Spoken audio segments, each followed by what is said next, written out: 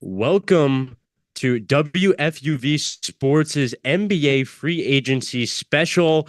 We're going to be live with you for the next couple hours, the foreseeable future, to be honest with you. And we're going to have you set on all the news coming to us live, whether that's Adrian Wojnarowski on ESPN or anybody really just breaking news in the basketball world. And yeah, just kind of keeping you up to date on everything that is the association. I'm Chris Carrino. I'll be kind of the hosting kind of body taking us through this, but I also have some people here as well to add the color and dare I say the sauce to the entire puzzle. And they're in the same apartment right now. They are roommates in Fordham University's somewhere near the vicinity of Fordham University. They have a Frank Ntilikina jersey up behind them, which is still a gripe I haven't quite gotten to yet. But nonetheless, it's Chaz McAdams and Owen Kelty.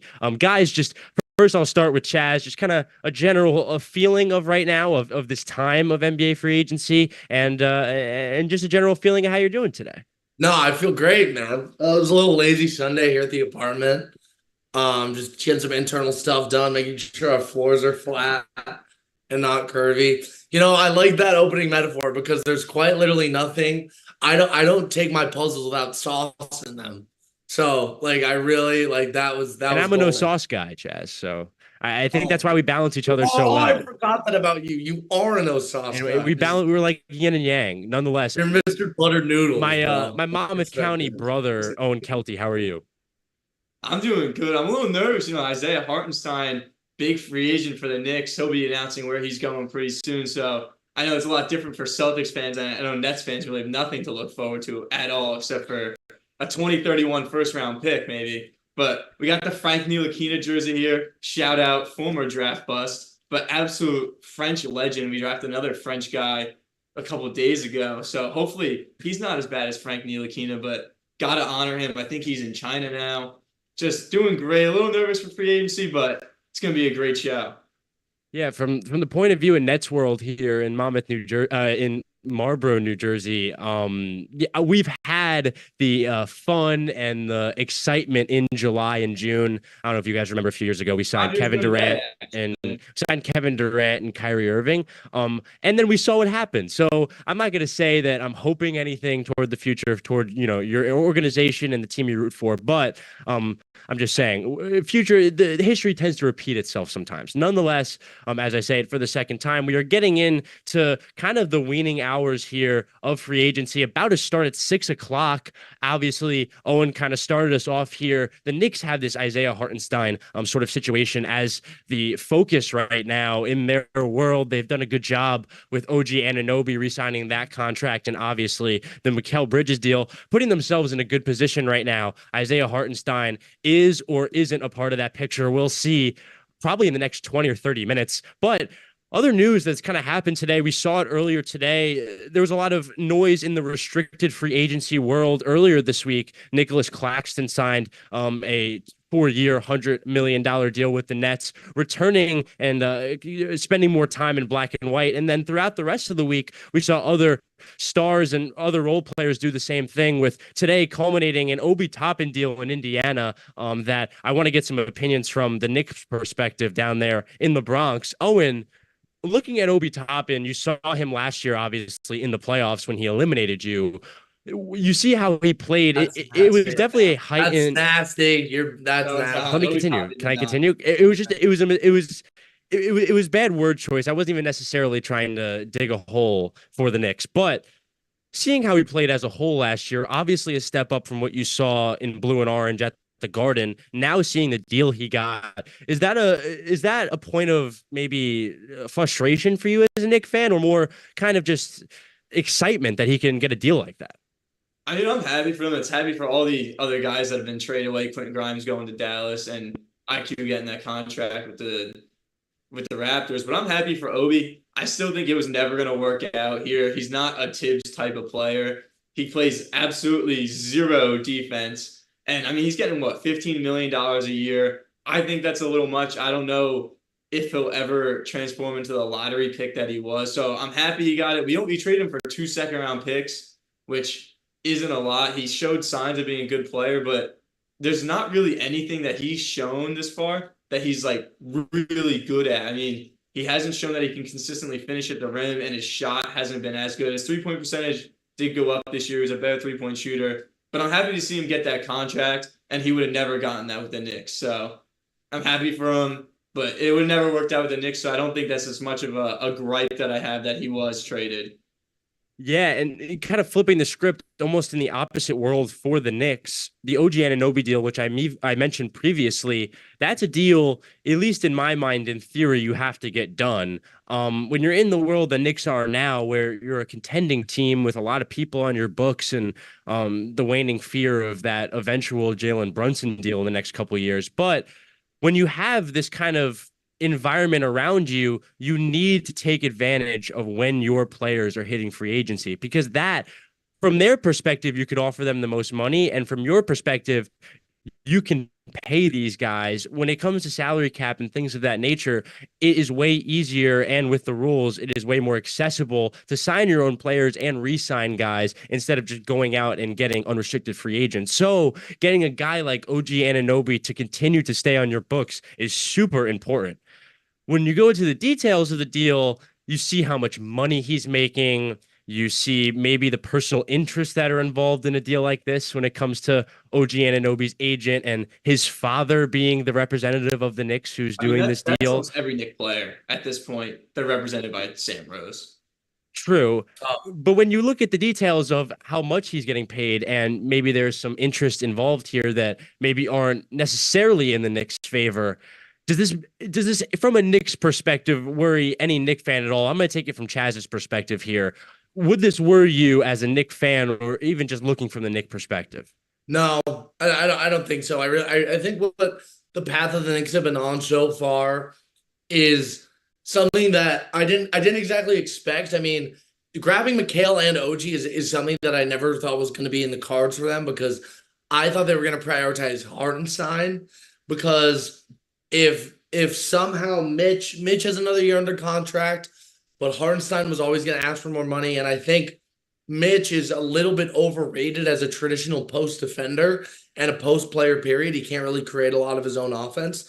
So you get Black Jokic under the rim, and it really just, I think it's not the key to the New York Knicks offense, but definitely a piece that like it's one of the pieces that made it go, but didn't. It was an unsung hero. Hartenstein was in the Knicks, even though we got a lot of praise from Knicks fans. I think he's a lot more key than people give him credit for. And so paying OG, who, while fantastic, I would say is a tad redundant to Bridges and Hart, other defensive-minded, like two-way emphasis wings, with the amount of money he was asking for. I don't know if that's the direction I would have gone in, but I think that the Knicks right now are on a path that they can have success with. I think if they do, it's still possible for them to re-sign Hartenstein. If they do, I think they have the second best roster in the NBA. Well, I do think when you look at history, especially in the context of Tom Thibodeau, he has a history of making centers. He is the center maker, and he has created that kind of reputation or that mantra rightly. And over the last 20 years of his coaching career, you can see just a plethora of centers that he has made a whole lot of money. I do think Isaiah Hartenstein comes from that tree of players. I do think a lot of his value comes from playing in a Tom Thibodeau system, playing for the New York Knicks. And I do think this is just a player in general that the stage that the Knicks are at right now, you can get off your books. It's not a guy like OG Anunoby that is a cornerstone piece you need to keep around, especially when you look at the value you gave up to get him. Isaiah Hartenstein's not like that. Getting him off your books, I don't think is the worst idea. And also, if you look at the amount of money he's about to get paid, I do think you will think, as a Knicks fan, and I'm talking to Owen here, I'm glad we weren't in that sweepstakes. Kind of taking it to more what's happening now recently, we just saw, and we were talking about it as we got on air, Chris Paul gets waived in San Francisco in the Bay Area with Golden State. That is a story in itself. We are now getting reports James Harden is going to be sticking around in Los Angeles as well. It's a new 2-year, $70 million deal. And Shams is reporting this right now, not Woj. That is kind of the two sides of the coin here when we're in this season of the NBA. It's Woj or Shams. Shams got this one off. 2 years, $70 million for James Harden. just kind of initial takes on this, just thoughts on this. We're hearing this kind of in live in real time. I'll take it to Owen first. They had a interesting nucleus, to say the least, in Los Angeles. There was definitely a month or two where it was undeniable they might have been the best team in basketball. They're now gonna, I guess, run that back in some instance. Paul George has still remained to be seen, but what do we think of this initial deal?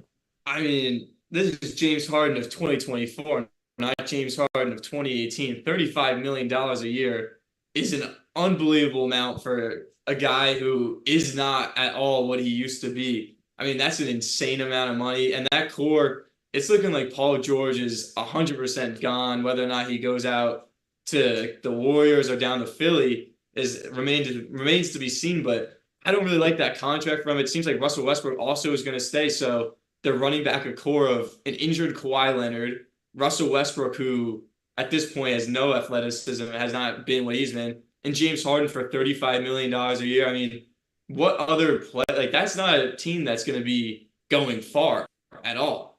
I mean, what young they still have Terrence Mann. They just waived Boston Jr., who was another younger player that they and I don't mean to cut you off, but kind of going to the point you're saying, it makes you almost think, what are they cooking? Because the Paul George saga seems to be over there, and they're re-signing a guy like Harden, especially with that amount of money. Feels like they're going to go for it again.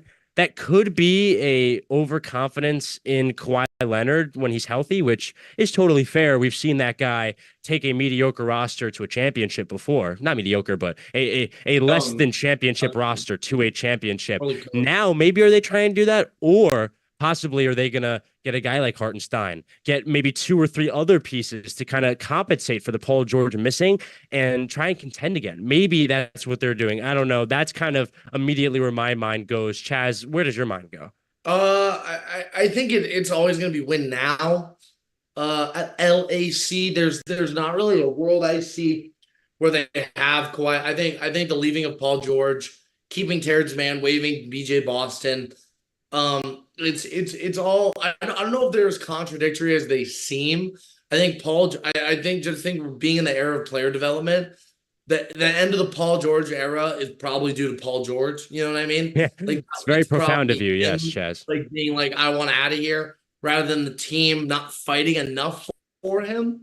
So I think that it's still win now. And I'm going to cut you off, Chaz, because I'm going to throw it right back to you. Yeah. The first notification I receive as we strike in the new free agency season, Luke Kornet re-signing back in Boston. Obviously, kind of a lighter story in the context of the other stuff we're going to be talking about on this show. But you just celebrated a championship. You just saw a parade, keeping that nucleus around, especially a guy who seems big locker room energy. What are we feeling? I mean, I couldn't put it any better myself if I tried. I think that that aspect can't be understated. I think that the Celtics had an underrated level of chemistry. I think people really saw them, like people trying to put cracks between Jason and Jalen, trying to make this team be something it's not. I think this team had great chemistry. I think Luke Kornet was a big part of that. And him signing, I mean, part of the chemistry. I don't hate him signing for a minimum. He is the worst basketball player I've ever seen. But as you have a Frank Ntilikina jersey hanging behind you is hilarious. Luke Kornet, though, and Frank Ntilikina was once the future of the Knicks. Don't true. Ever disrespect the 2018 Knicks or 2017. Hey, Owen Kelty. Hey, Owen Kelty. It's a promise for the rest of my living life. I will be disrespecting the 2017-2018 New York Knicks. But it's a moot point. The actual point I'm trying to make here is that we are now in the free agency season. It's a very, very, very big Woj bomb to start it off, Luke Kornet. I know, obviously in Chaz's world, maybe not in me and Owen's world, but obviously just wanting to stay up to date with everything that's happening. The James Harden deal happens before the 6 o'clock hour, or, breaks slightly before the 6 o'clock hour. Not an opting in situation. It's a new 2-year, $70 million deal. It is kind of interesting and noteworthy to point out There is a new jersey kind of rotation in the Clipper world. There's a new logo in the Clipper world. There's a new arena in the Clipper world. So maybe not the time to dismantle your roster right now. So maybe that is a factor in this as well. But James Harden will continue to play basketball in Los Angeles. I think that's a fair point too, that I kind of fully forgot about the whole new arena coming.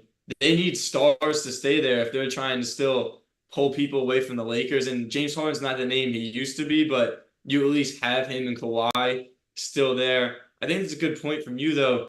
If they go into next season with no Paul George, no James Harden, and Kawhi's hurt, that stadium with the new fan experience they're trying to build with the whole wall, no one's going to be there. And then you just built this multi-billion-dollar stadium for the Lakers to sell it out every time they come there, or for Lakers fans to go watch some cheaper games. So I think it's a good point. Maybe, like you said before, they do have some tricks up their sleeve. Maybe Chris Paul returns. A little Chris Paul comeback to the Clippers.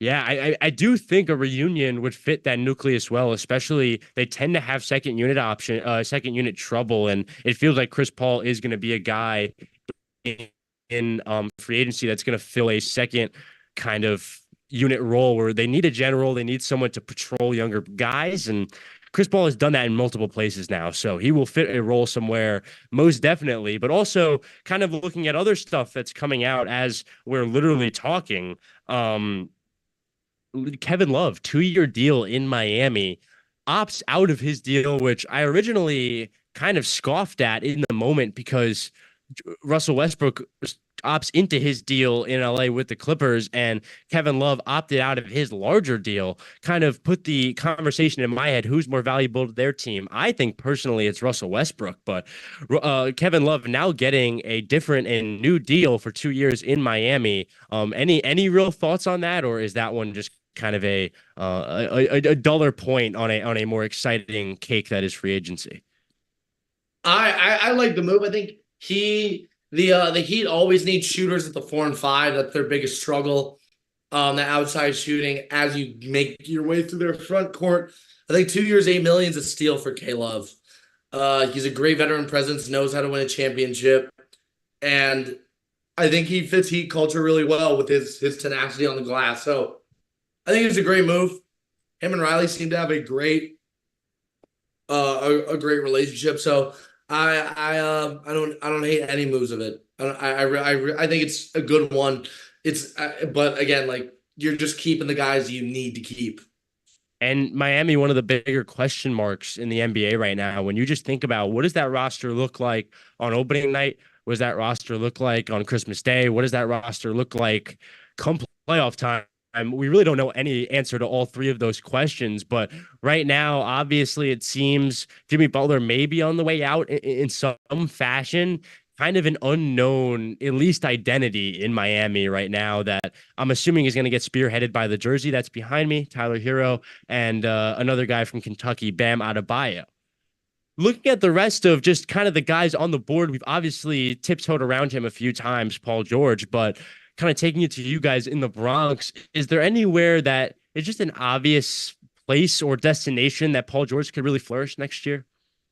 So it's got to be. Philadelphia, right? The big wing between Tyrese Maxey and Joel Embiid. They're kind of that missing third scorer, replaces the Tobias Harris contract, who's finally gone, and maybe he can actually contribute, unlike Tobias Harris all these years.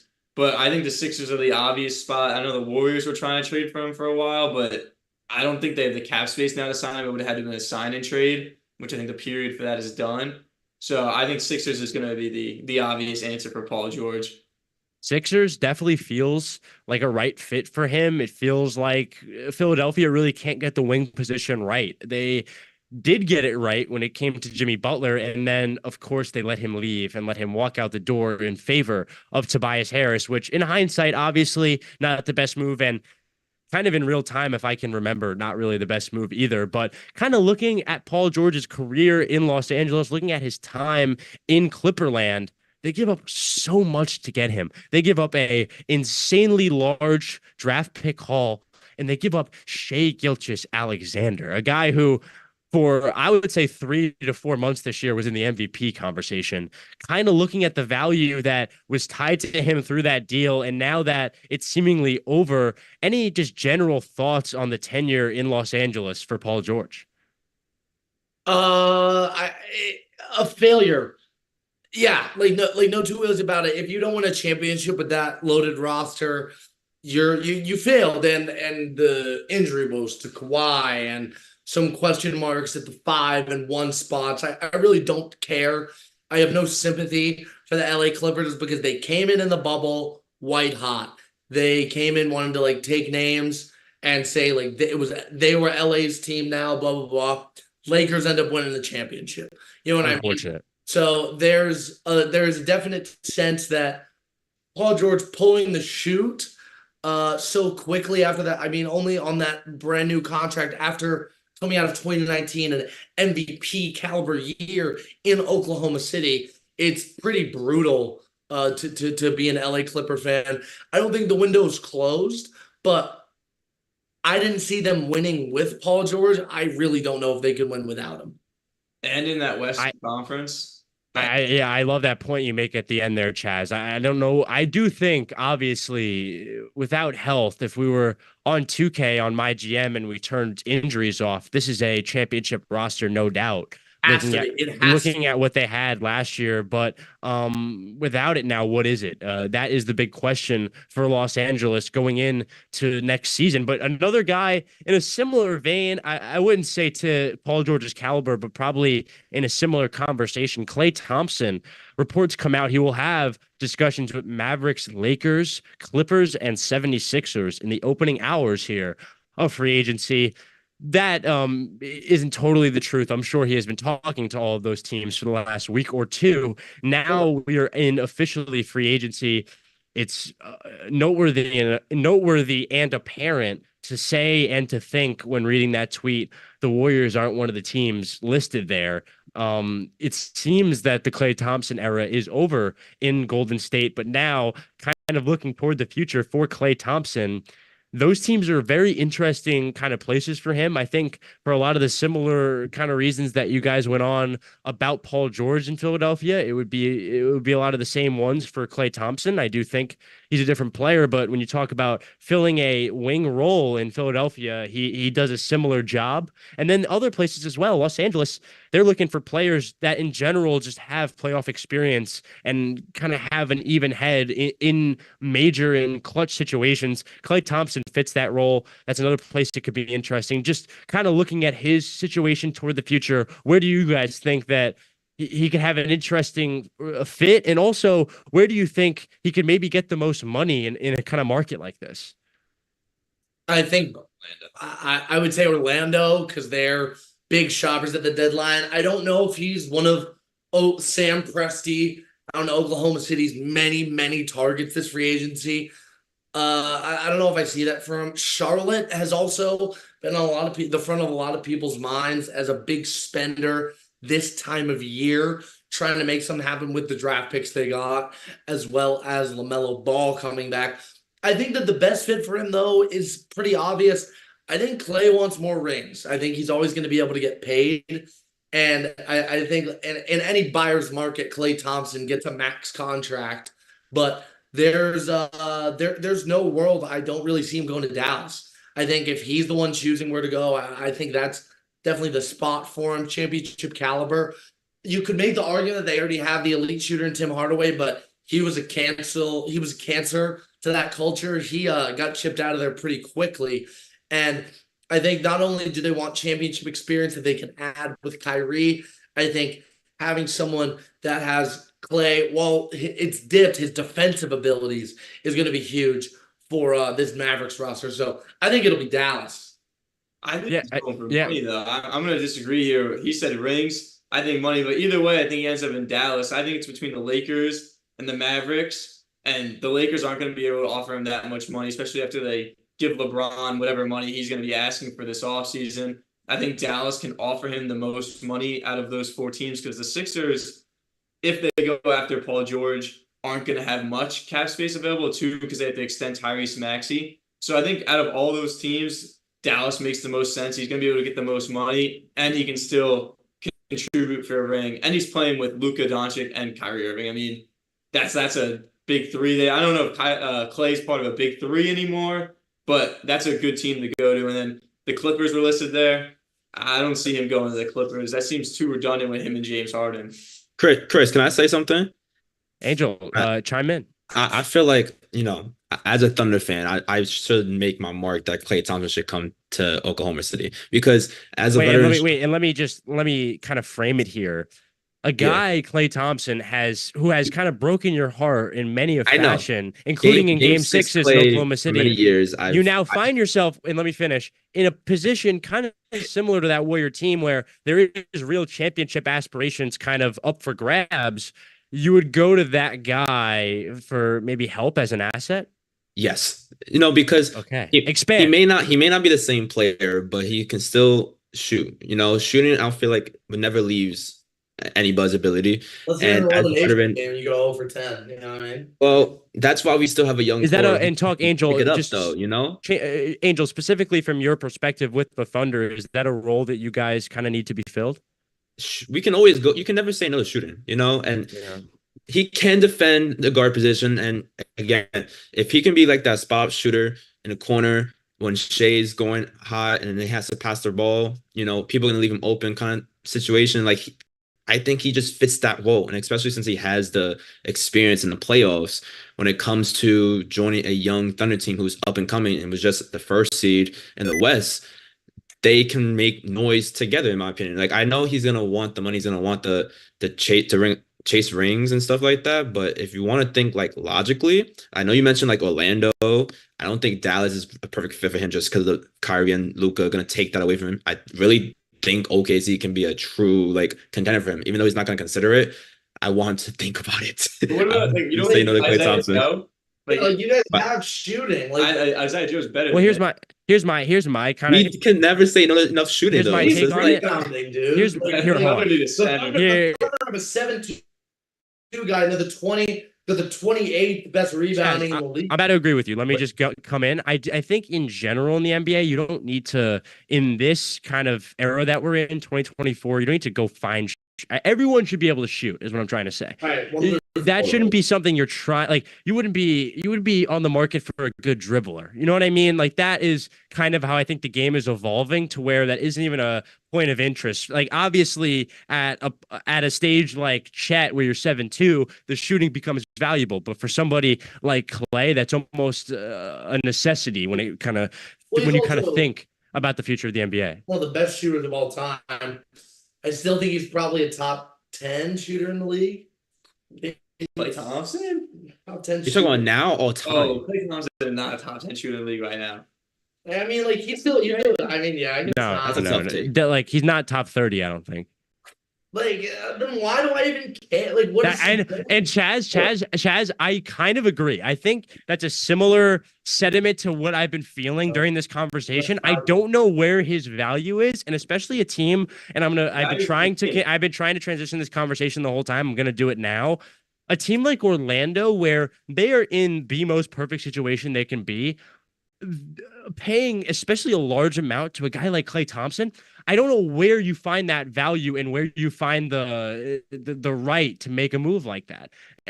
Orlando has found themselves where they have this young nucleus where they have a million pieces to one trade and two use, and they have the kind of appeal where they are a fun nucleus to where they have all the money and people want to go there. They're now in a perfect spot, similar to where the Knicks are or were last summer, where they are desirable and they have the assets and the money to do it. Klay Thompson is not where you put this money, in my opinion. I don't know necessarily where you put that money. I think a guy like Paul George may be too old and doesn't quite match up with the nucleus the way I would want it to. But even if you have to move on from a guy like Franz Wagner and get a huge return, you're in a really interesting spot right now where you could be as creative as you want and you could really do whatever you want. I think Franz is untradeable for them. He's so tough. Agreed. he's untradeable until I said an offer, and then you would be like, that's interesting. Who would you give up? I want to trade Clay Thompson for him. Who do I want to take away my second best player, one of the best two-way players? If they were offered the first pick in the NBA draft this year and two future firsts, they're gonna think about it. So Zach Reisesher, who will be on the Fort Wayne Mad Ants in like a year and a half. Who's a cornerstone in any bench probably for the next 10 years. Well, Franz is the cornerstone and starting playoff. Franz is a starter. Franz's ceiling is not all-stars to me. Yeah, I don't think. I disagree with that. He was a fringe all-star this year. Fringe all-star this year, but when I say all-star, I don't mean 1 or 2 time all-star like my absolute boy D'Angelo Russell back here. I'm saying he is he over the next 8 years is either in an all-star game or injured. Like that is what I kind of call an all-star, or at least 5 years. 7's a lot. 22 years old, averaging 25 and 3 on 40. I am just saying I don't think so. You're saying you want to build the championship roster around him, and Paolo, and then add another piece there. He's a great. I am saying Paolo, and this is maybe animosity that's built from Chris Persianen saying Franz was their best player before the playoffs started, and it really made me upset because it's just not true. But I think Paolo is the kind of sun that the solar system of the Orlando Magic needs to kind of drift around, and everything else is kind of expendable. I understand Franz is the kind of latter side of that spectrum, and he is kind of unmovable, but if the offer is right and some team says, hey, we have a Mikal Bridges size or maybe even a larger size kind of package for Franz Wagner, I don't really think I'm saying no, especially with a guy like Paolo there to kind of be the center of everything. Well, yeah, when you say Mikal Bridges, you mean the one that the Nets got from Mikal Bridges? Yeah. I'm talking but obviously if they're gonna send that, then yeah, but it's Mikal Bridges. Why is that obviously? Because I think Franz is a way better player. I think. Well, I also think that one, not a lot of teams have the assets that the Knicks had to send over, and two, there's a definite difference in the stages of where those teams are at. Mikal is there to win now, depending on who you're going to be getting. Like, I don't really think anyone is going to pay for a 22-year-old. I mean, 22, 25 points a game, nothing to shake a leg at. But here, let me chat just to make it easier. Like, so if the Nets were like, and they would never do this, but I'm just for the trade value purposes, Claxton and 3 first-round picks. Some of those first-round picks belong to the Knicks in like 2029, so they'll be really good. I think about it. It won't be really good though. I don't think the Knicks are going to be good until like 2023. Let's get you. I'll have a voice memo up. Let's get that on. That pick in 2029 and 2031, the 2031 pick will not be in the top. Will not be lottery picks. I will look back at 2031. All right, let's just let that just live in the ethos for a second. Okay. Yeah, when we're all millionaires. So but more that he's implying for the next, including the 2 years prior to this, the Knicks are going to have 8 years of non-lottery time. That's unheard of and not going to happen. Like, I'm just going to tell you. Look at the Celtics have done it. No. Yes. Hey, Owen, let's go look at the rafters of both arenas. So one has 18, including one that happened a couple weeks ago, and one has the only 2 that are up there have so much dust and webbing on them that they're actually falling down because the thing that they used to tie it in the rafters when they won the championship is made out of like horsehair. Do the Nets have a banner since the merger? No, not since the merger, but we have 2 finals appearance banners in the time that the Knicks have been to a finals, which is interesting.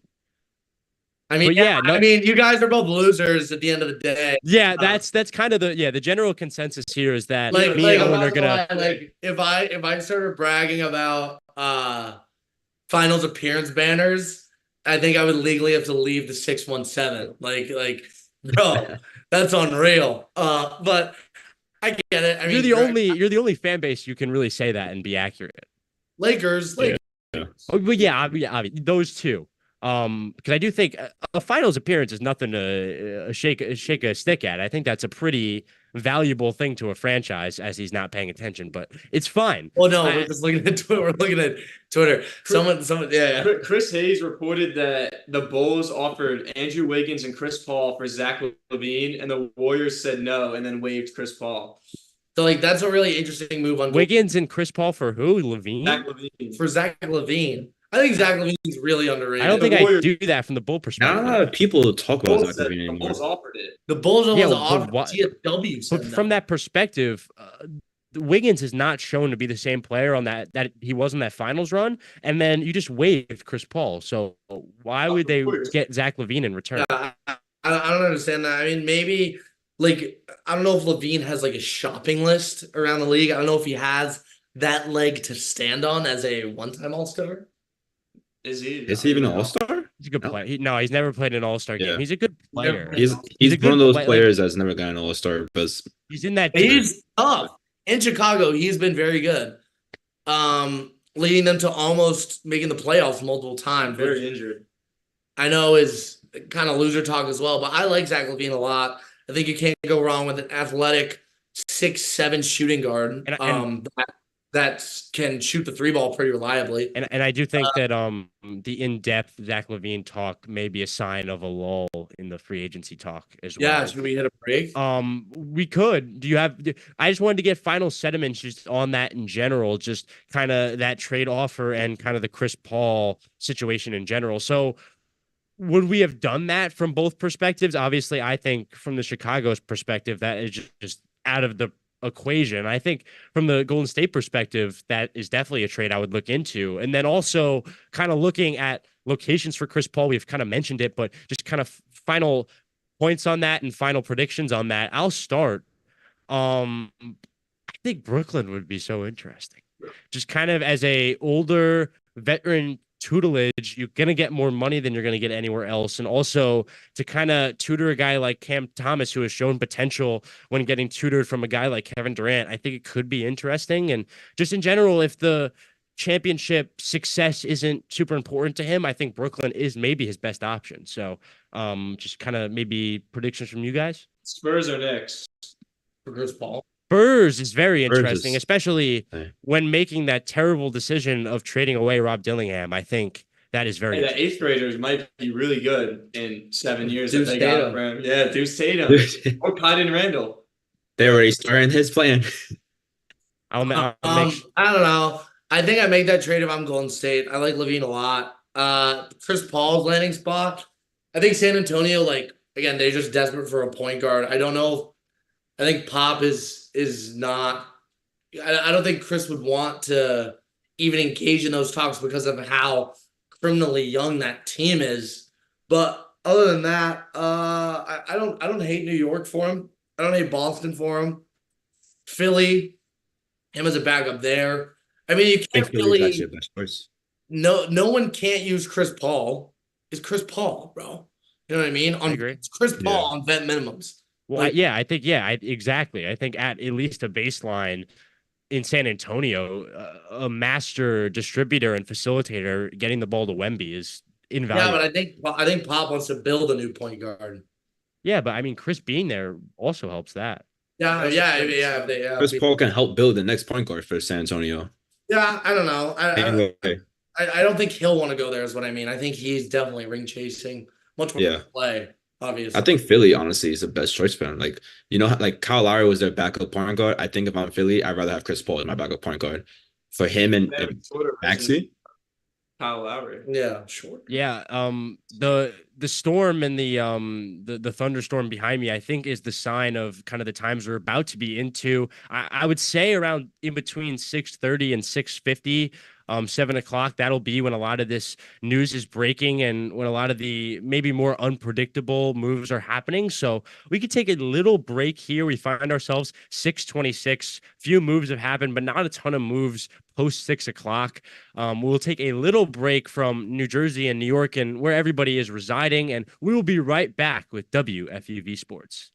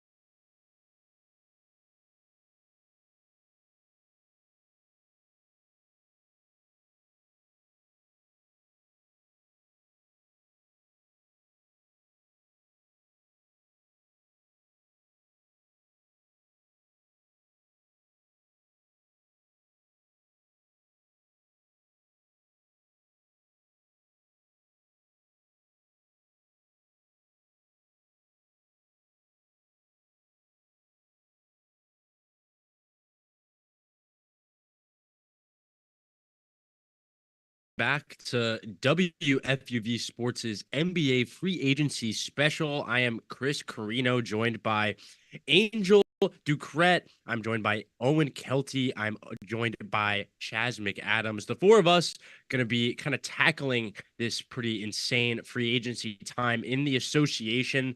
And Angel will be helping us with our live graphics as well, which we want to shout him out for as well. But kind of looking forward now, it seems from reports from Brian Windhorst and others that Paul George is the domino that needs to fall in order for kind of the rest of the moves to happen here. There's reports that OKC is meeting with Hartenstein. There is a lot of things simmering under the surface right now, but not a lot bubbling yet. Just kind of general thoughts on where we are now sitting 6:32, 30 minutes after the opening of free agency. I can open it up to either one of you guys on the couch or Angel. Anybody wants to jump in? I think that a lot of the reports that we've been seeing, and I think that everyone can see now, is like Paul George has to be the first domino to fall. And so everyone is kind of waiting in bated breath to see if he goes and for how much in Philadelphia. So I think that's just kind of where we're at right now. Expected moves. I mean, maybe not waiving Chris Paul. That's kind of bad. But yeah, I don't know. I mean, it's been pretty boring. Yeah. I mean, nothing's really happened so far. It just seems like all these rumors are going out right now where guys are going to sign, but everyone's waiting for what Chris Paul or what Paul George is going to do. And it seems like once that happens, then the floodgates going to open. Kind of with baseball free agency, it was nothing came out until Ohtani signed. It seems like it's going to be like that with Paul George, him being like the big target on the market right now. Yeah, Paul George is the guy. So without him going, I don't think you're going to hear about any other signings. Once he's gone, you can just get everyone else figure it out. Team's going to know what their like landscape is. I will say, I think, because you did say Chris Paul was an unexpected like wave. I feel like the only reason why is because you couldn't trade him. And then after today, his 30 mil was going to be guaranteed for the year. So words is that, salary dump. I know we talked before about the proposed. Yeah, I mean, I guess I never really that whole move by the Warriors in general kind of pissed me off. In the fact that I really didn't think, like, was there ever any hope that was going to be a successful partnership between Steph and Chris Paul? Like, from the jump when I saw that trade, Jordan Poole. I was like, yeah, they just wanted to get rid of Jordan Poole's contract. I guess. But did they give him any of that $30 million? Chris Paul. No, yeah, they waived him before it became guaranteed. Yeah, so I don't know. I think that there's that. I mean, that Jordan Poole was key in grabbing him. I guess you grab Chris Paul up, but the times when I would see the Warriors, who were like on the fringe of being 500, playing Steph, Chris, and Clay, and Kuminga, and Draymond at the 5. It's like the Warriors are cooked as an organization. Now it's about Klay Thompson. It's over. It's like, yeah, they're like, and I have to call you out on. They're cooked. They won 4 championships. Like, it doesn't matter. I'm saying now going forward, they got their dynasties is over. You can't be the best team in the NBA forever. You know what I mean? I think finally it's over. Last time we said that Chaz has a little smirk on his face, like the team I'm talking about right now didn't put his team in their place like 2 years ago. Okay, so let's simmer on the grins over there. Let's act like we've been here before, Mr. 18, and let's proceed. Okay. Oh, okay, Mr. 27. Like, I'll throw that right back in your face.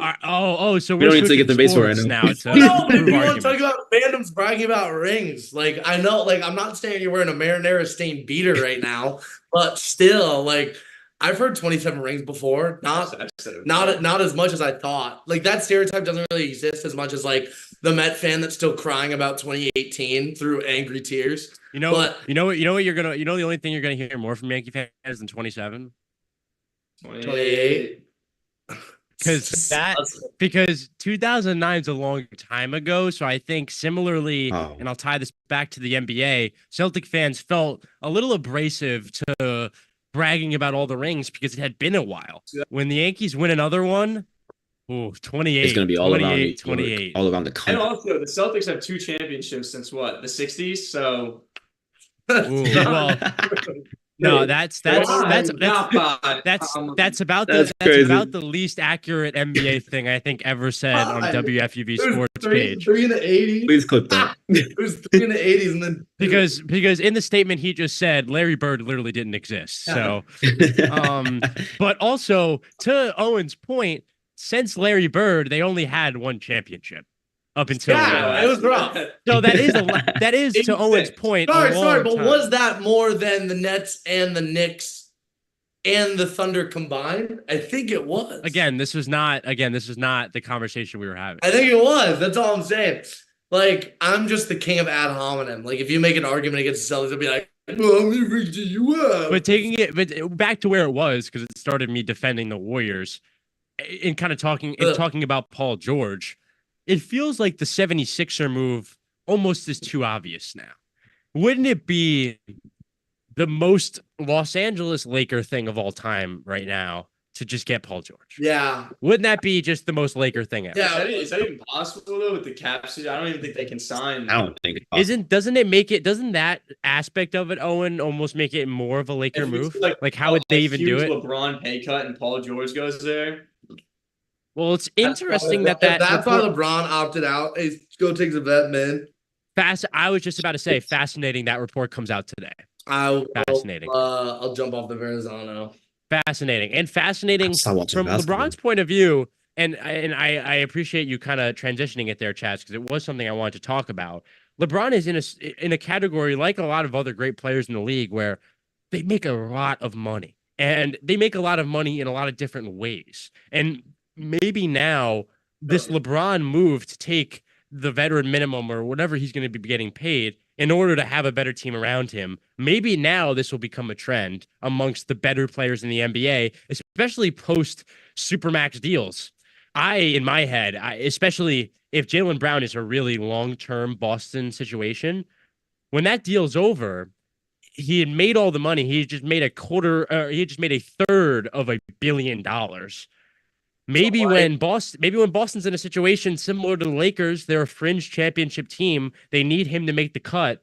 Maybe I could see that. Chaz, take me there. Steph did it. Steph did it.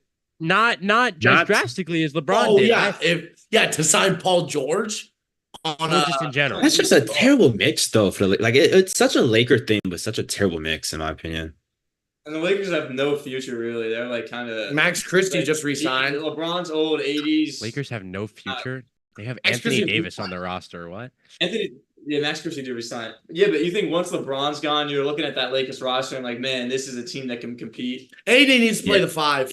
AD's not there. You keep saying all this without the pretense that an Anthony Davis haul is probably the size of an entire roster. Oh, okay. So if you're saying they blow it up, and I'm just saying, if you look at the roster, the value of the roster, Anthony Davis's value is insane. So if you dump him, the value of the roster immediately goes up.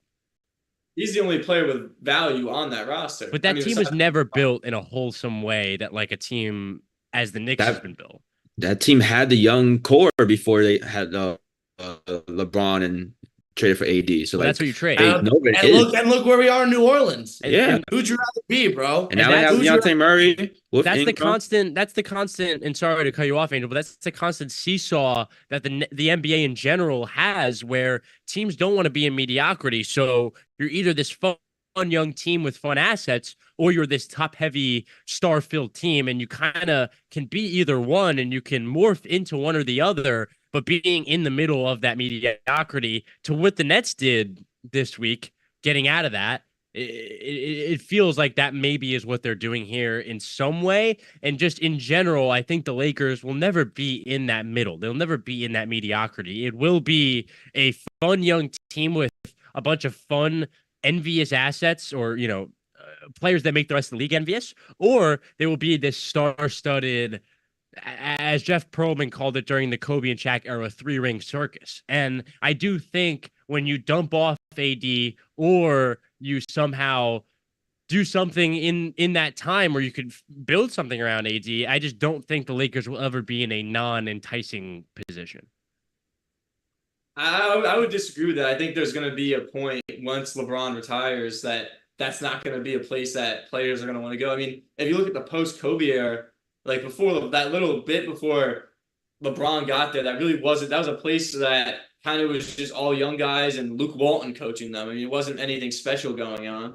I think once LeBron leaves and if AD at one point gets traded, I don't think that'll be an enticing spot for free agents. And personally, you just kind of made me think of it.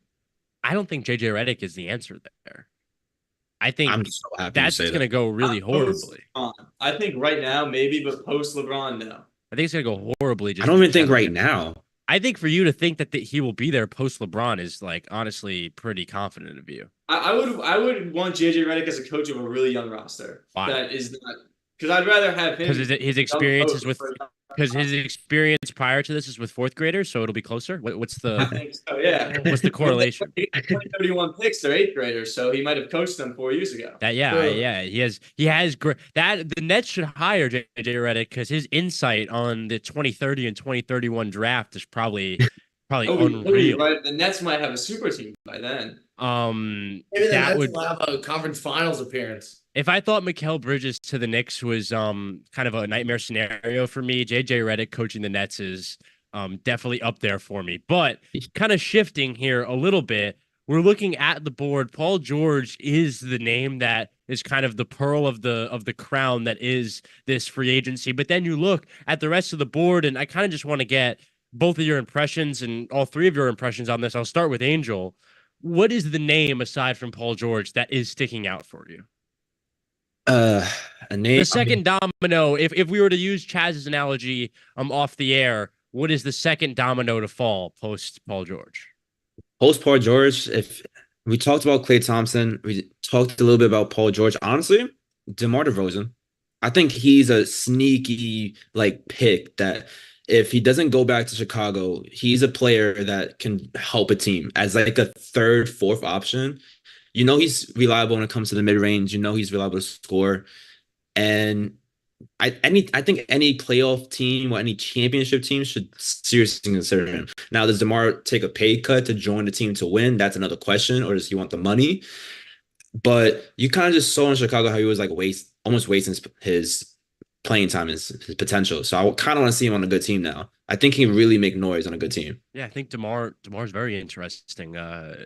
Just in general for logistical reasons when looking at a rotation, because logistically he should be able to carry a second or third unit and pretty much amount most of the scoring. But also you could stick him in a first unit and as a third or fourth scoring option, you can't really do much better. But just kind of you guys in the Bronx, Owen and Chaz.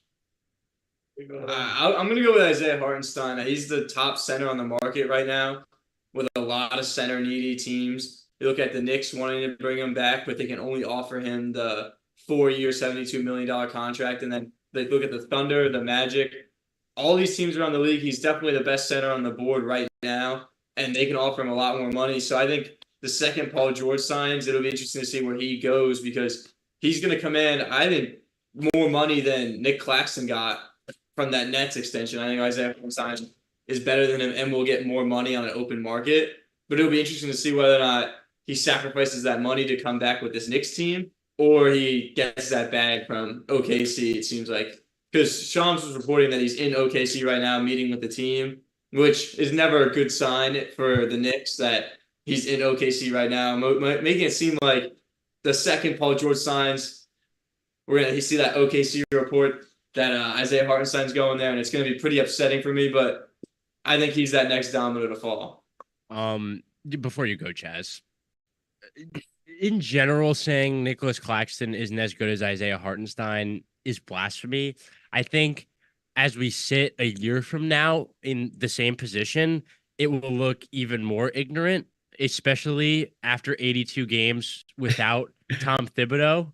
I think the true nature and the true skill of Isaiah Hartenstein will be on full effect. And to agree with you, I do think he will get more money, but for whoever team is a sucker enough to pay him that amount of money, they will, I think, be regretting it. That is a horrible take. I think he will regret that contract. He's better than Isaiah Hartenstein. It's not. He's a slightly above average backup center in the NBA. Isaiah Hartenstein? He was just And an what's above, Nick Claxton? he was just an average center. on Nick a Claxton second-round is a playoff. slightly above average starting center in the NBA. Isaiah What? Hartenstein- No, they're in the What? same tier. No. I don't think so. Yeah, you guys are both delusional. They're the same tier. Utility. They're both like Dominican utility infield. So if they both were on the minimum for 5 years from today on, and the Knicks had Hartenstein and the Nets had Claxton, you guys are saying the Hartenstein Hall would be bigger than the Claxton Hall. That's what you guys are saying. If we were to amount who's a better Hartenstein player, younger too? No, I think Same- Claxton is. same. Claxton's Yeah. younger. So Probably. he'll get the bigger haul.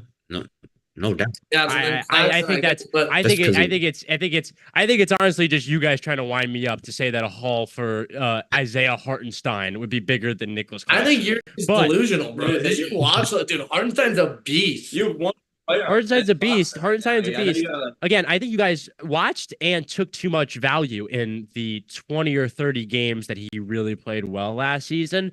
And I think you guys aren't taking into account enough the above average play for the last 3 years that Nicholas Claxton has had Hartenstein in the starting center spot for the Brooklyn Nets. Isaiah Hartenstein was the starter on a second-round team for over 50 games and started every playoff game. Once. Nicholas Claxton has been the starting center on 3 seasons of over 50 win net teams, I think. So and that's for a full season. So I mean, For if we 50 keep doing win? that. What? 50 win net teams? Yeah. Yeah, but Nick had nothing to do with that. Okay. So you're okay. Fine. That's like me being bro. Luke Cornett has more rings than Chris Paul. You know that is not the same thing. That'd be like you saying that Porzingis has nothing to do with what happened. Be like No, because he did. 'Cause Exactly, He's so would top Claxton. 7 scorer on the team. Claxton's the starting center for like 3 years. Yeah, but dude, what I'm saying is like Claxton and Hartenstein are both utility centers, bro. They're not creating their own offense. Yeah, I agree. They're both able to make shots set up by better players at a consistent level. I think Claxton's probably a better rebounder, but He's also Hartenstein's Claxton's also led the league in field goal percentage the last 4 years, so that's also a thing. Breaking news from Shams that the Please Clippers don't are say looking to trade Westbrook. Yeah, let's stop talking about And also just to put a cap on the Nicholas Claxton conversation, a text message from my father who's watching. Nicholas Claxton's a defensive player of the year candidate next year. That comes from my father. So I knew bias. and I had to Obviously and I no had to bias. preface Okay. Obviously no bias. Look at the jerseys behind you. I had to hide behind the shield of my father there because I knew if I had just made that as a declarative statement on my behalf, I would have been flamed. And I knew that if I had prefaced it with my father had said it, that you guys would not have flamed it. So no. okay, Steve all right, picked so from fine. an All right, NBA cool. insider.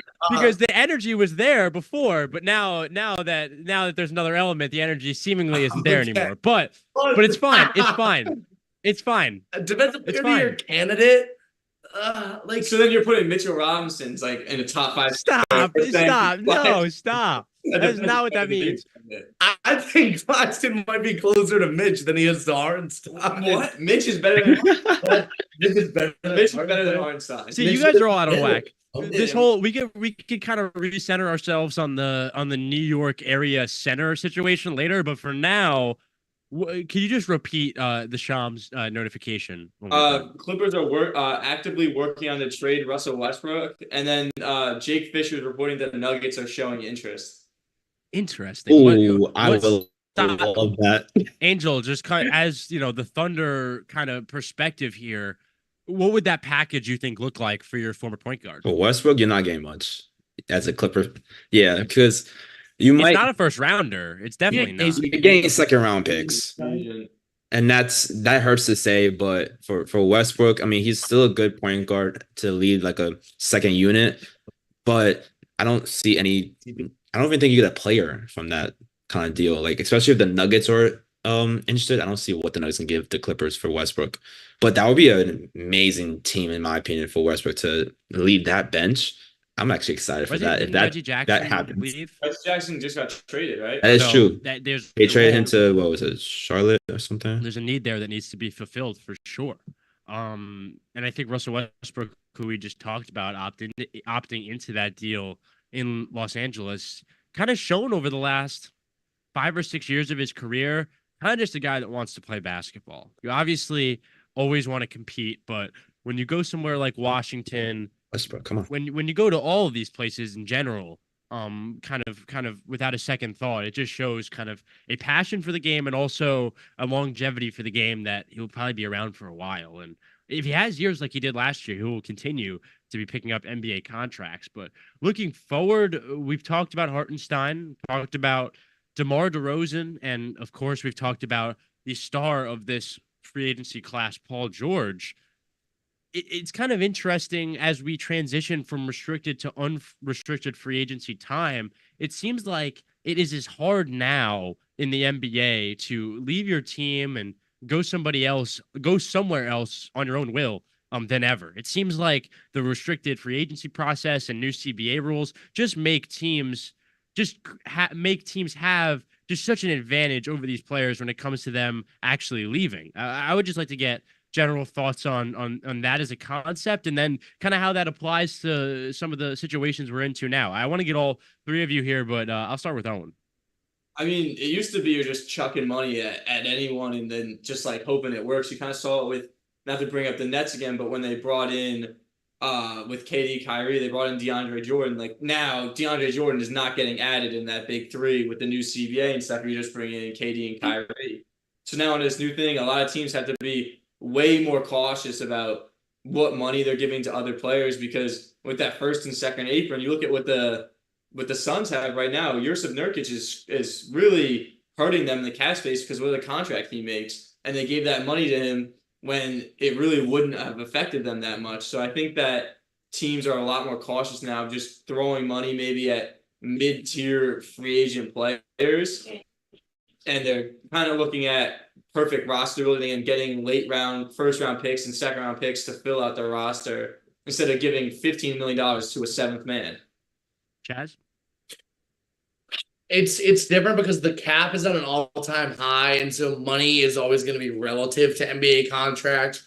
Looking at a guy like respect to OG Anunoby, but like $42 million a year is some unheard of stuff even like 5 years ago.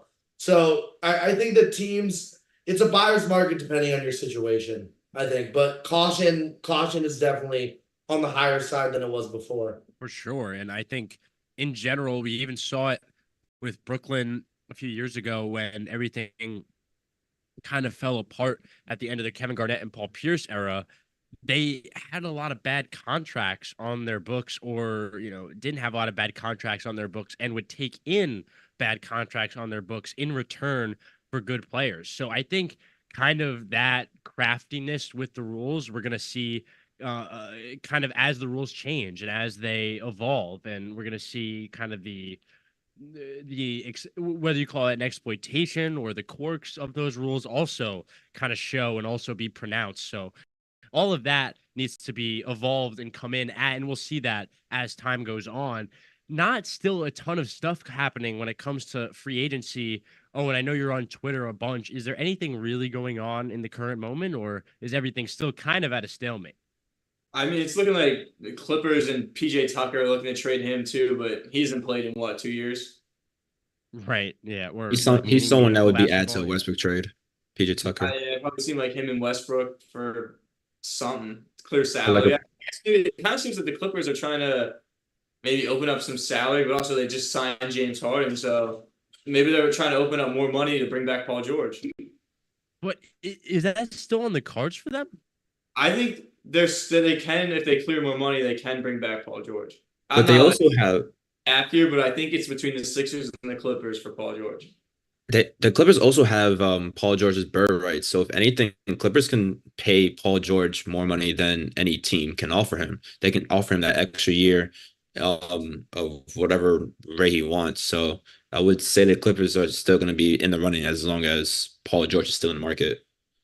Yeah, I do think it's a little less important here that they can offer him more money because he's not going to get the max, right? He might. I didn't know Gio Anunoby just get the max. Yeah, he got the max. I don't think it was. I think the Knicks could have given him more. How much more? I think it could have gone up to 220. I'm not sure. sure, but I think it could have gone up a little bit more. Because if he He got that already much, got a lot of money what is from Paul Knicks. George gonna get?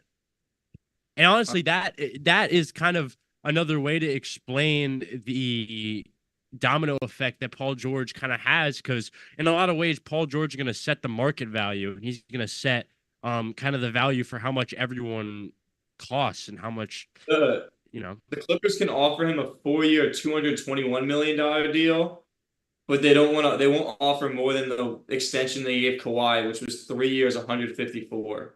And why would you? I wouldn't pay him more. And I'm assuming the Sixers can offer one about the same would be I don't think about this. No, there has to be something that Sixers can only offer him a certain amount, but not that same number. because I mean Paul George declined 48 million from the Clippers. Yeah, so I think he's expecting 50. I'm making more than $48 million a year.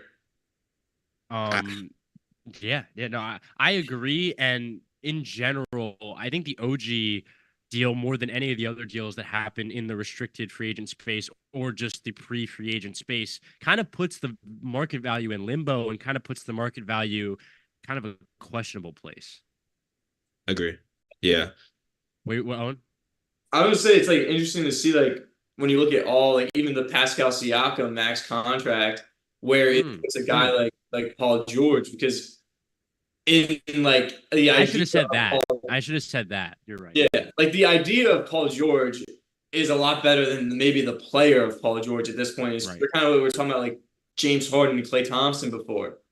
So it's like this. Even if you look at the Sixers, you're going to give him all this money, but is it really? It's not the Paul George of that the Clippers were signing. What was that, 5 years ago? So it's like, what is his value at? Is he even worth more than if you look at Anunoby or Pascal Siakam? And as I said, similar to the situation we were talking about earlier with the Knicks, you tie the player's value to their trade value and what someone traded for them as well. So along with how much the Clippers were paying him, you gave up so much for him as well. And that has to be added to just his value and just how much you lost in this Paul George saga, I guess I would call it. I feel like the Clippers are just doomed, kind of in an informal way. I just think the Clippers they could have every good player in the world on their roster and they would still somehow lose to the Lakers. Yeah, I mean, and they have to try to stay relevant because of the whole new arena and everything that you brought up, but right. Probably would pay them all. I mean, they can't get their picks back from the Thunder, so they would be in possible. They'd be plunged in even more irrelevancy if Steve Ballmer wasn't their owner. Steve Ballmer obviously cares about this team and obviously cares about their relevancy in Los Angeles and in the country in general. So without him, it would be even worse if they had, the Devil, who was their owner prior to that. I think they'd be in an even worse spot when it comes to marketing or their team just in general. So they do all they can. I literally just think they're cursed. Do you think it's similar though with Brooklyn? And then I think in general I think there's a little brother curse in sports in general when it comes to Mets, Jets, Nets, Clippers, everywhere that has two teams. The less affectionate, the less talked about, less thought about team just seemingly has the worst luck of all time.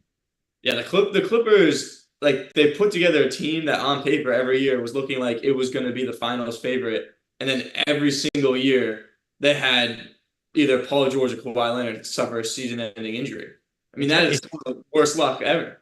It's everywhere. Even you think Islanders are the little brother here for hockey. They won 4 straight Stanley Cups in 1980 to 1984 and have really been just in a depression pretty much since then. They've had cup runs and things of that nature, but they still haven't reached the mountaintop since then. And it has felt at times like bad luck. They've traded away so many Hall of Fame hockey players. But kind of taking it back to the NBA in a similar fashion with the Clippers, I think the Nets in their saga with Kevin Durant and Kyrie Irving, and then the saga with Kevin Garnett and Paul Pierce, both of those times, a lot of things that happened, there was no other way to describe it but bad luck. And the Clippers maybe are falling into that now. I think in general, having Kawhi, just placing him right here, and then just placing whoever you have else on that roster, just everything that is in front of you right now, and then just building around that kind of already existing ecosystem, I think is the best and most beneficial way to move forward.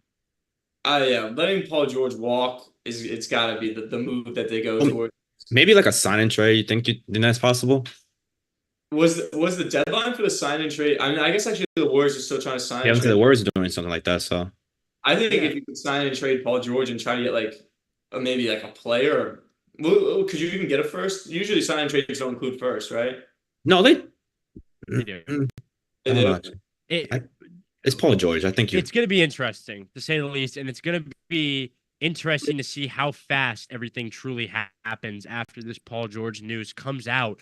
We could take a little break. I don't think the Paul George news is going to be happening in the next couple minutes or so. So we will take a step back for a second. We will be back with all of the free agency coverage for the rest of the night. We'll be taking you through all the big stories and hopefully a Paul George story that is happening any minute now. We will be right back with WFUV Sports' NBA free agency show.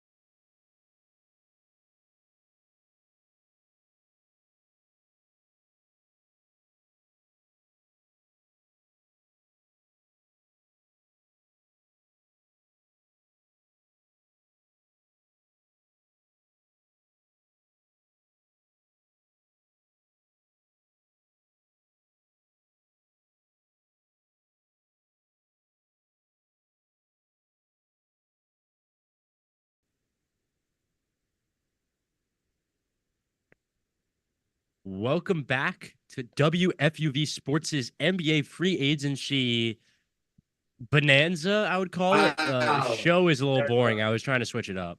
What's that? What'd I say? It's not a bonanza. No, I Not didn't a say bonanza. that. I said wow. I said What wow, bonanza. That's what the what word. what are we thinking if not bonanza? I don't know. I thought bonanza was what Sheldon said on Bazinga. No, Big Bang Theory. it's Bazinga. Angel has it. Bazinga. Come on, it's my show. I should know it. Um, that's your show, Angel? I mess with Big Bang Theory. I'm not gonna let you I'm not just gonna let you walk past that. You're claiming Big Bang Theory as your Yeah, show. It's not my favorite, but like I mess with it. I mess with it. Don't walk it back now. I like Big Bang Theory too. I want you to expand. I'm not, well, you can't go wrong with Sheldon, you know, Leonard, the whole crew. Like Don't Penny's cool. Penny underrated, you know. Penny underrated. You know who else? No, bro. Who else is Oh, underrated? no. And I'm gonna transition here in a fantastic way. Someone who else is underrated, and someone who Angel brought up earlier, DeMar DeRozan. Still, we kind of brought him up earlier a little bit. It was someone I wanted to talk to a little bit more now because I talked about how when you kind of think about him as a free agent commodity, he's so versatile when you think about what role he would play. One side of the role he would play would be a third or fourth asset on a really contending team. And the flip side of that would be a major scorer, the majority of scoring on a second unit of a really good team. These are kind of the roles he could fill, or on a mediocre or bad team, he would just, have the role he's had the last decade. But kind of looking at that and the versatility of that, DeMar DeRozan fits in a lot of places. I think Philly is a place similarly to how we talked about Paul George that he would fit.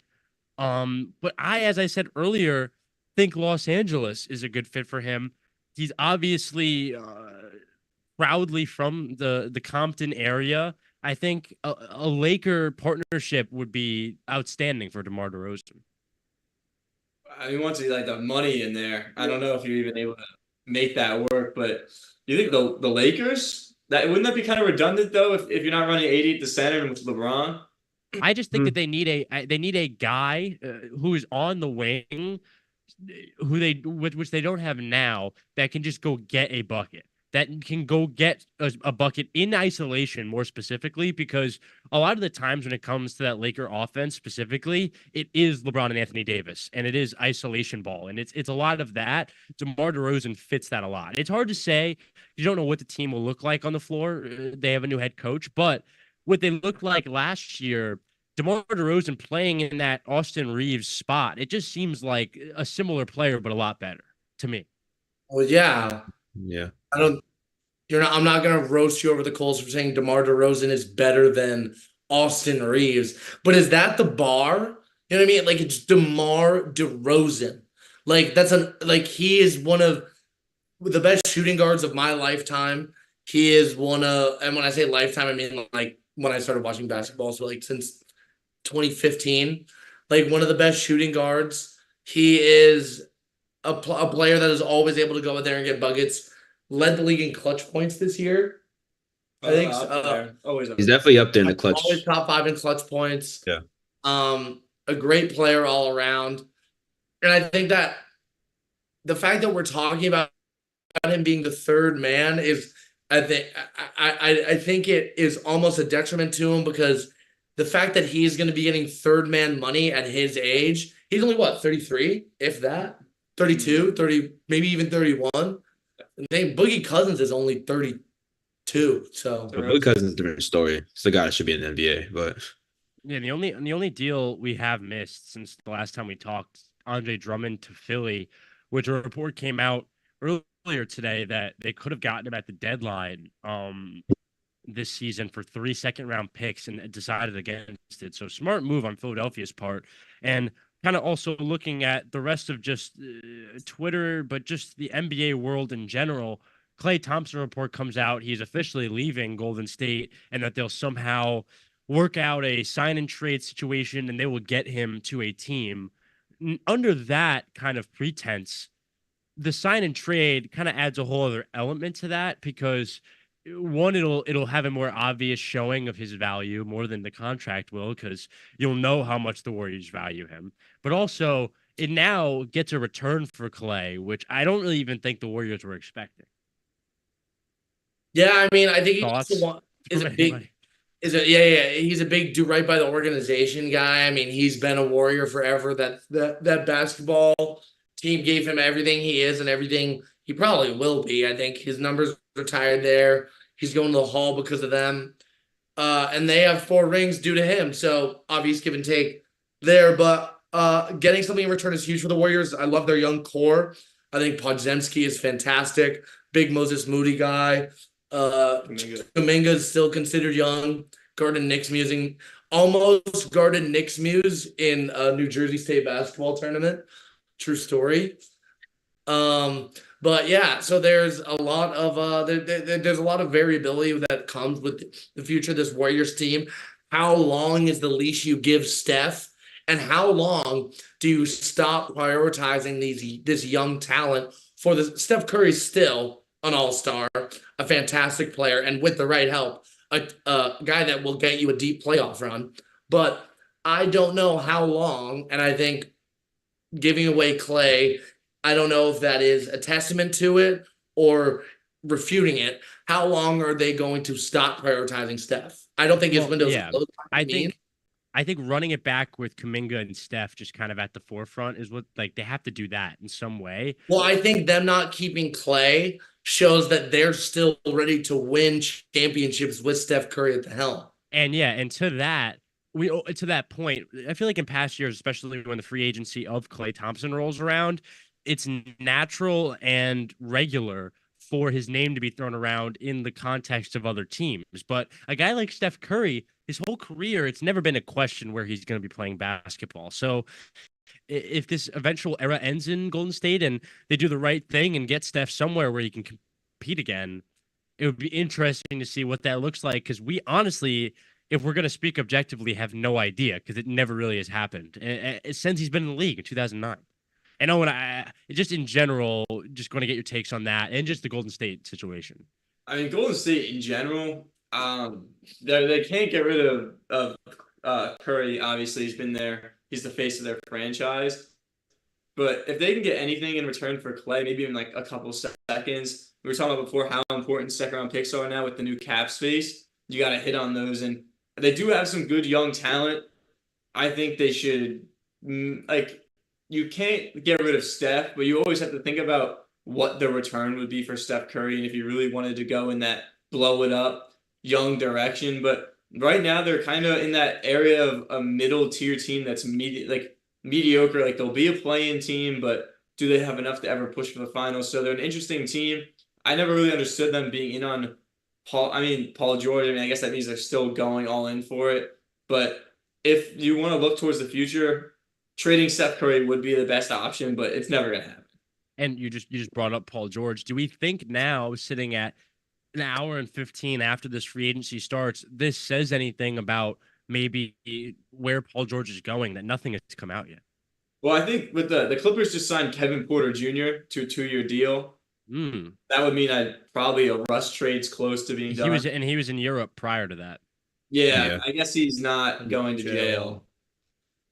Yeah. That's also what that means. Yeah. First team all county. You know what I mean? Is not in the cards for KPJ. But I mean, I don't know how it affects Paul George, but that's bumming. I hate that for the Clippers. Yeah. That's literally like he's about as impactful as BJ Boston. If not, he's terrible. Yeah. Now that's the kind of sign you do because you're trading Westbrook and you need to, That's also he's also like a scumbag. I'm surprised he's signing a bad coming guy. back. Miles Bridges is playing in the NBA. He's coming back to America. Americans not foreign to someone needing to get hired to their job back to avoid jail time, but nonetheless, avoiding all the political discussion, the political discourse, moving ahead to another kind of place that I just find really interesting, especially in this time of free agency. And if you go out west, we already kind of touched on them, but the team that Chaz's team vanquished in the final in the NBA finals is the Dallas Mavericks. This Dallas Maverick team, they're tied to some of the bigger names in this class, and they are obviously one of the better teams in the NBA. They went to the finals last season, but now looking at where they are, what's your first move just looking at the offseason as a whole in front of you? If you're in the Dallas Maverick general manager chair. Make a giant play for Hartenstein. No, they don't need centers. They don't need Hartenstein with PJ Washington. Bro, PJ Washington, Lively, and assistant Oh, GM. no. those guys are terrible. Assistant GM, No, because I want him in OKC, so I'm not going to support it. Assistant GM Matt Riccardi in Derek Dallas. Lively. Shout out to assistant GM Matt Riccardi in Dallas as No, well. I guess they don't Long need time net employee. Go on. those guys. Gafford played fine in the playoffs. Lively was pretty injured throughout the playoffs as well. I don't know. I think just when I think of Dallas, and this sounds like I was just making this point to brag, but it might have been recency bias because when I think of Dallas, I think of getting to the cup really easily because of defense. Because of what the Celtics did. So that's maybe why I was thinking iHeart, not even trolling, but I think you got to make a play for him. I think what can the Knicks offer him? 4 years, 40? 4 for 72. 4 for 72. So that's like the same contract that Luol Deng got in 2016. So I really don't think his future is going to be in New York. And I know that's we've been saying that like it's guaranteed, but as of right now, he's a roster New York Knick. And I think that's a bigger deal for the Knicks than people are giving credit for. Mitchell Robinson hasn't shown his ability to stay on court recently.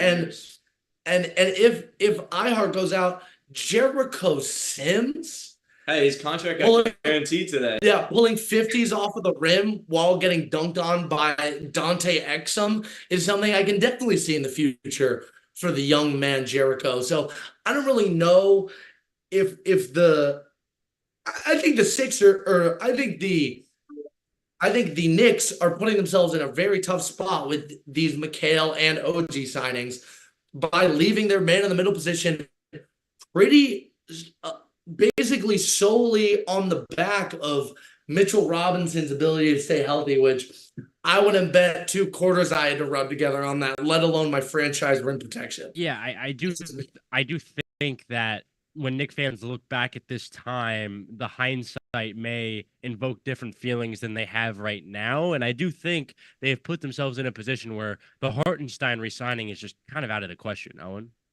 Yeah, but I think people get confused. Like the Mikal Bridges trade does not affect the Hartenstein contract situation because whether or not we trade for Bridges. But it does, though. The contract we offer Hartenstein is always going to be 72. It totally no, it's does. more the OG signing that is a trade. No matter what happened this offseason, we could only offer Isaiah Hartenstein 4 years, $72 million. No, but I understand. No, I understand that. But the Mikal deal adds another guy you're going to have to pay in 2 years on your books. So it definitely matters. But in the sense of Hartenstein leaving, though, maybe that's the way he's looking at it. But Hartenstein was always going to be able to get offered way more money. Yeah, that's more to your point, is that he was always going to go. Like he was never going to get. Like, we can only offer him $72 million. Someone's going to offer him $100 million. But going back to the Mavericks, the perfect signing for them would have been OG Anunoby if he ever thought about leaving. Yeah, but it would have. That's true. There was never a shot he was going to leave the Knicks. That is so false. What? Never a shot that he was leaving the Knicks. I think there was never a shot he was leaving the Knicks. There's never a shot. There was a 0% chance. It would have been more on the Knicks to say we don't want to pay you, and less on him to be like, I don't want to be here. Well, that's what I meant. No, I'm saying there was a chance that contract there was always going to get done. No matter what the money was, he was going to stay in there. All right. I don't know if that's necessary. I think that is a little. If he got paid more money somewhere else, OG was leaving. I think and you're saying if they were stubborn on 30 or 20 million more than they got him for, that deal still happens. Because if you're saying that, then the Knicks are dumber. No, I think it's an extra year. The Knicks are dumber than I thought they were. Most money could have gotten offered. I think he would have gotten 45 by the Knicks. He got the 5th year. I think that's the part that people are missing. I think I don't know. Dallas could offer him 45. Go on that, Angel. Angel, what'd you say? Like OG got a 5th year in his contract. I think that's the part people are missing. Go on. Yeah. Other expand teams on why can only, that's important. Because only every other team can only give him 4 years. Let's say 42 mil. Right. That's about I'm not trying to do math right now, but like 176, if I did the math correctly. And He could have gotten more money per year. right. Yeah, To but it's just Angel's that extra to year, you're Angel's still gonna get more point- in your to contract. Angel's point, it's less important from that perspective and more important from the Knicks' perspective that they're not going to be able to get players to the caliber and quality of OG Anunoby in free agency due to the cap situation. But if he's on your team and you're bringing him back like this, you are able to do that. Yeah, I mean, I think it's a good move, dude. He's good, and Mikhail's good, and the roster they have is really good. But I think in a Tom Thibodeau defense, you need a strong center. Will Mitchell Robinson play 82 games? If he does, sets more rebounding records, continues to be an elite rim protector. I still think the Knicks miss a little bit of something. The way Hartenstein was able to create off dribble handoffs in the high post is something that you lose when you have Mitch playing 35 minutes a game. Especially, you're going to have to play Mitch more than you did when he was the starter because you won't have Hartenstein. Well, they're going to go out and get another center. Go. Honestly, the Knicks should have been a team that could have gone on Andre Drummond. Keep it like that. I mean, you guys are both laughing on that couch, but we just reported Andre Drummond. Like, that could have fit.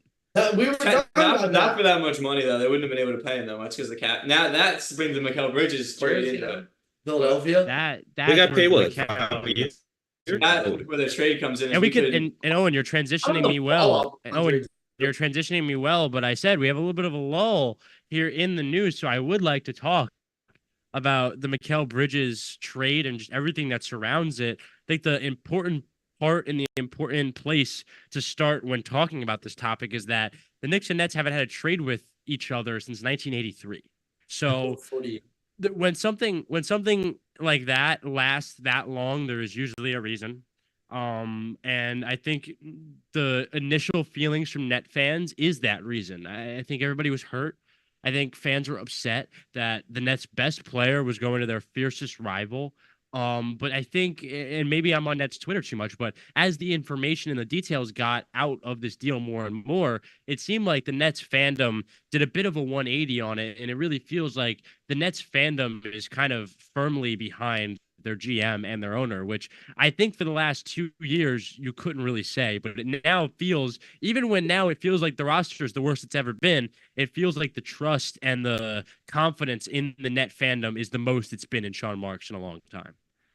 I want to know what when you saw your phone, Nets fan, genuine reaction, you saw that Woj tweet. What was the first thing you just saw? Like what was going through your head? Well, I told you where I was, right?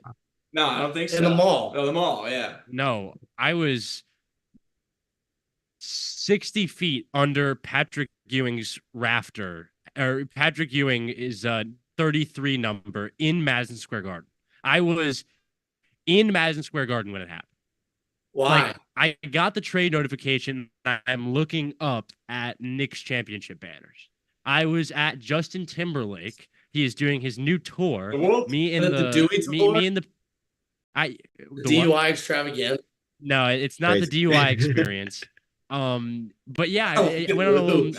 Producer just wrung his hand through his hair. Like the FCC is going to shut the stream down because I mentioned public knowledge that Justin Timberlake got a Dewey. Yeah. Nonetheless, we went to Justin Timberlake, night on the town with me and my parents, and middle of the show, I get that notification. And initially in the moment, I obviously am very upset about it. And even the hours after that, I was still saying the package we got, or the Nets got back, was great, but still thinking you can't really trade him there. You can't trade that guy. You can't make that move. But now, as I've kind of had separation from it, I feel completely differently about it. Let's break some news. Let's do it. First Shams, KCP, Contavious Caldwell-Pope, intends to sign a 3-year, $66 million deal with the Orlando Magic. Massive pickup for the Magic. I don't know. I hope this was on.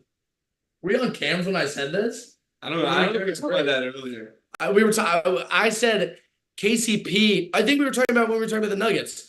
Contavious Caldwell-Pope. I love that for the Magic. I love that too, especially at the price. $22 million a year. Yeah. For one of the best two-way shooting guards in the league. That's a very good price for that player. I guess that explains too Russ to the Nuggets. Yeah. He a guard play. But yeah, I really like. I love that for the match. Veteran leadership, knows how to win a championship, And especially with the way that team is coached. I really like the ins and outs of that offense for KCP being able to spot up on the wings and the corners, like we see Ingles doing, like Jalen Suggs gets to do from time to time, which reminds me that he is still an elite 3-point shooter. I am very, very fond of teams that have a young core and go out and get veteran leadership that will not take away touches, that will not take away locker room voice, that have no ego. The only reason they're there is to provide presence on how to have multiple winning seasons. So great pickup for the Magic, in my opinion. It's a great move. It's such a good move for the price. It's just such a good move from a fit perspective. I see him fitting a Terrence Ross similar kind of role that he had a couple years ago with them, where it's just a veteran presence that can facilitate to their better players and also can do it on his own. And I think that kind of combination matched with just a pretty cool environment it seems to have out there in Orlando. We see it when one of their high school jersey numbers is retired, the whole team is there. Like, it very much seems like a tight-knit group. And a guy like this, one is gonna throw off your group. If anything, he enhances it. And also, to the point that we have been making about Paul George and how he is the domino setter, or the kind of the beginning of the domino effect, this is not a market setting value. This is a lower scale, lower market deal that we're going to see right now. And that is kind of the explanation of why we're seeing it right now. Well, I honestly think if you get Paul George a max or a super max,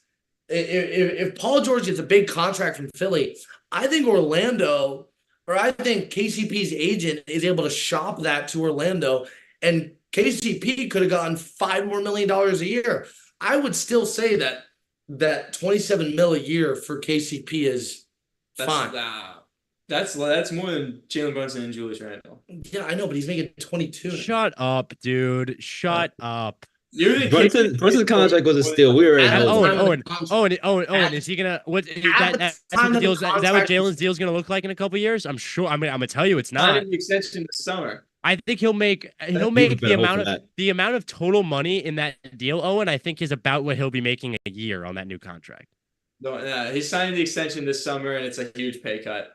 Oh yeah, really? No, it's actually going to be the most money they can possibly pay him. Because if it isn't, he will go somewhere. $100 more million. Owen, I promise you, they will pay him as much as they possibly can. Because if they don't, and I promise you, the loyalty isn't as deep as you think, he will go somewhere else. He's not going to take a hometown discount. He's not going to take a hometown discount. If a team is willing to offer him the Supermax, toodles. You really think $22 million for KCP is good value? Yeah. I think it's a little much. Nowadays, did you see how much your team paid OG Anunoby, bro? Your team just paid OG Anunoby a lot of money, bro. How long on his rookie contract? On his rookie contract. You're looking at the Toronto Raptors signing Quickly to like $35 million, who is a backup point guard and now is going to be a starter. And we're talking about $22 million for KCP. He's going to be an all-star at some point. Yeah, but KCP is not. Quickly is not going to be an all-star. First of all, what did you say? $35 million player. He's going to be a Bradley Beal. You don't think, man, Quickly will be a point guard? All right, no. Oh my God, it's so wrong. It's so wrong, dude. You are an idiot. Oh, that's wrong. Oh my God. Hand up. I got involved in the take machine, and I just said he's about as good as KCP. That's overdoing it. But Quickly, outside of a system that highlights his defensive ability, and I would say shadows his lack of off ball play, or I guess his lack of distributional playmaking. Like, he's not a great passer, bro. He's not a great passer. He's a combo guard. Yeah, that's what everyone says. Every combo guard is a shooting guard that got 10 assists in AAU one time.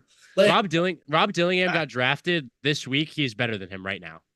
That's Quickly? That's wrong. It's right. That is so wrong. I'm willing to die on that. That's a hill I'm willing to die on. Right now, Rob Dillingham is better than Emmanuel Quickly. Rob Dillingham will be an Iowa Wolf in 6 weeks, bro. Stop.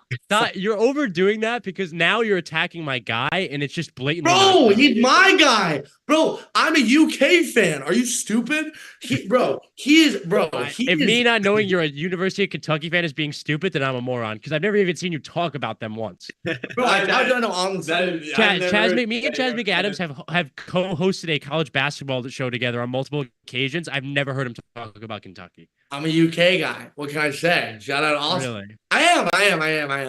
But Rob is Bones Highland with worse defense because, he's Bones Highland.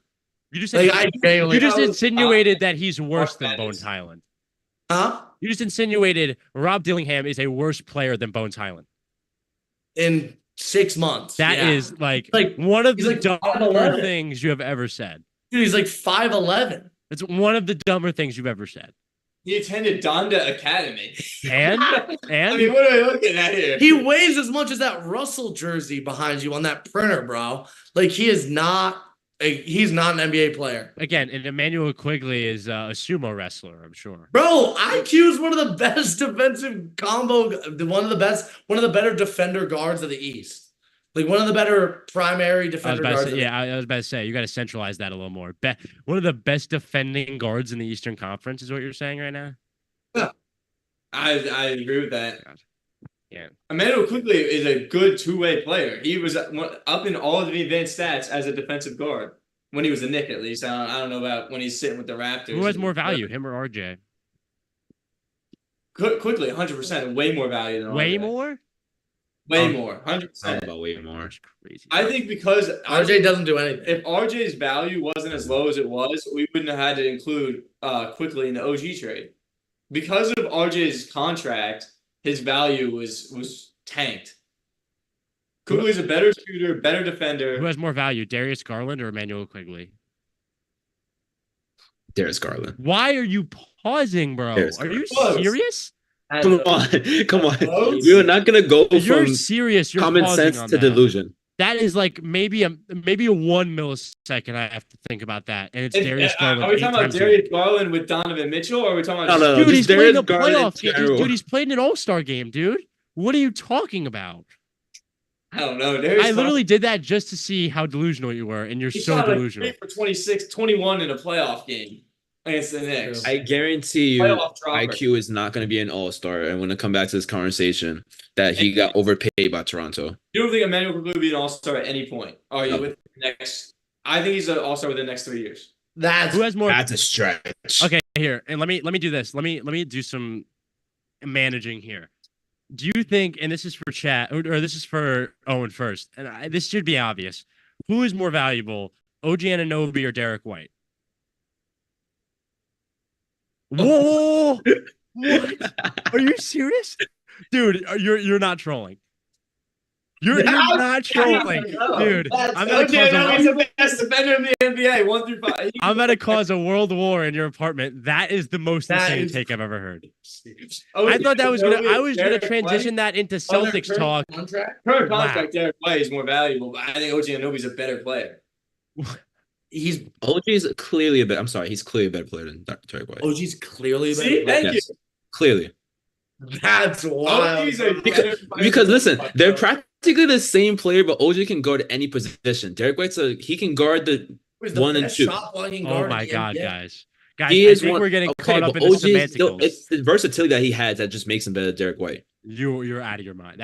You guys are both out of your Derek mind. White's next. OG doesn't play. OG doesn't play ball, bro. What is Derek He White? played 17 games for the Knicks. I can't even believe you right now. That was like one of the worst takes I've ever heard. Oh my god. Do you think Derek White will get more money on the open market than OG Anunoby? How about this? How about yes? Well, that was where I was going with the contract this year. He's not free agent right now.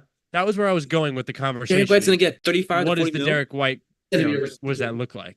Okay. Also, I have another thing for Owen because he's really on a roll right now. Jalen Brunson said he was better than on his day, better than like 80 to 90% of the NBA. So let me try and give you who would you rather have? What? Let me try and give you. No, it isn't. I'm gonna try and give you. What? Yes, it is. Wait. Who's better, Jalen Brunson or Steph Curry? Steph Curry, dude.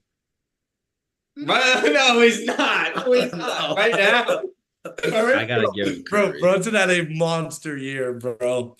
Brunson had a monster year. I can't believe you just asked that. That is No. insane.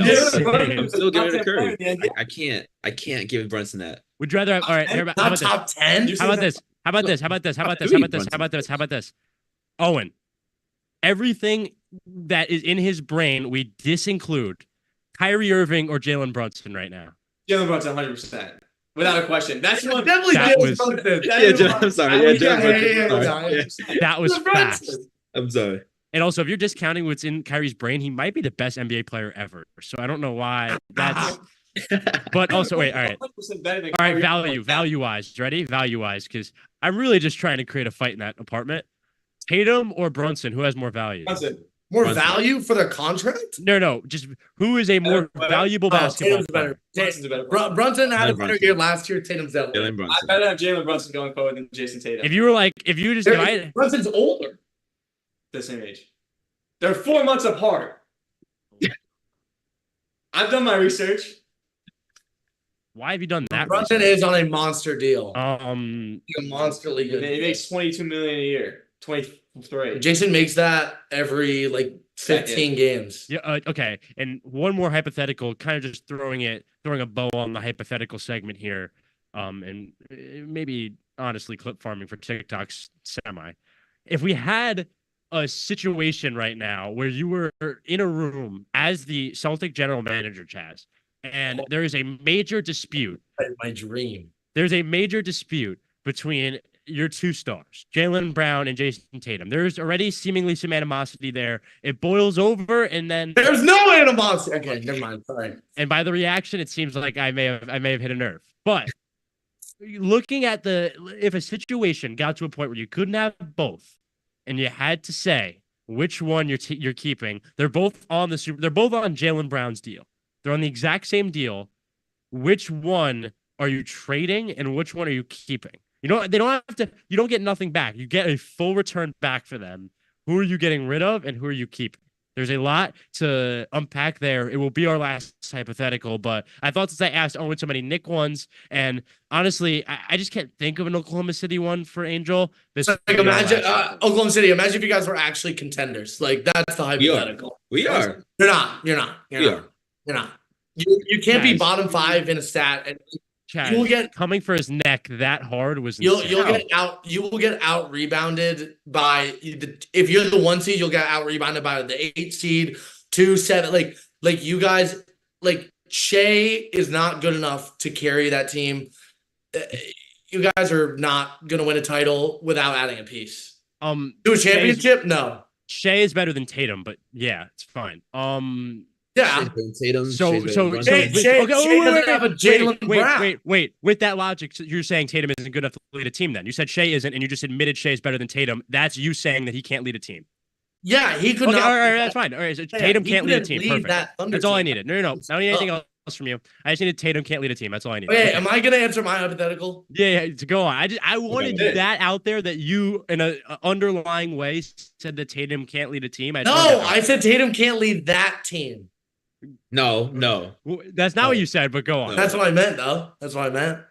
Meant and what you said is, as we know, two different things. Go on. Okay. So oh my God, this is so good. They're both very good. They're both very good.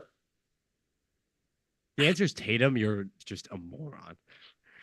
Browns made it harder this year.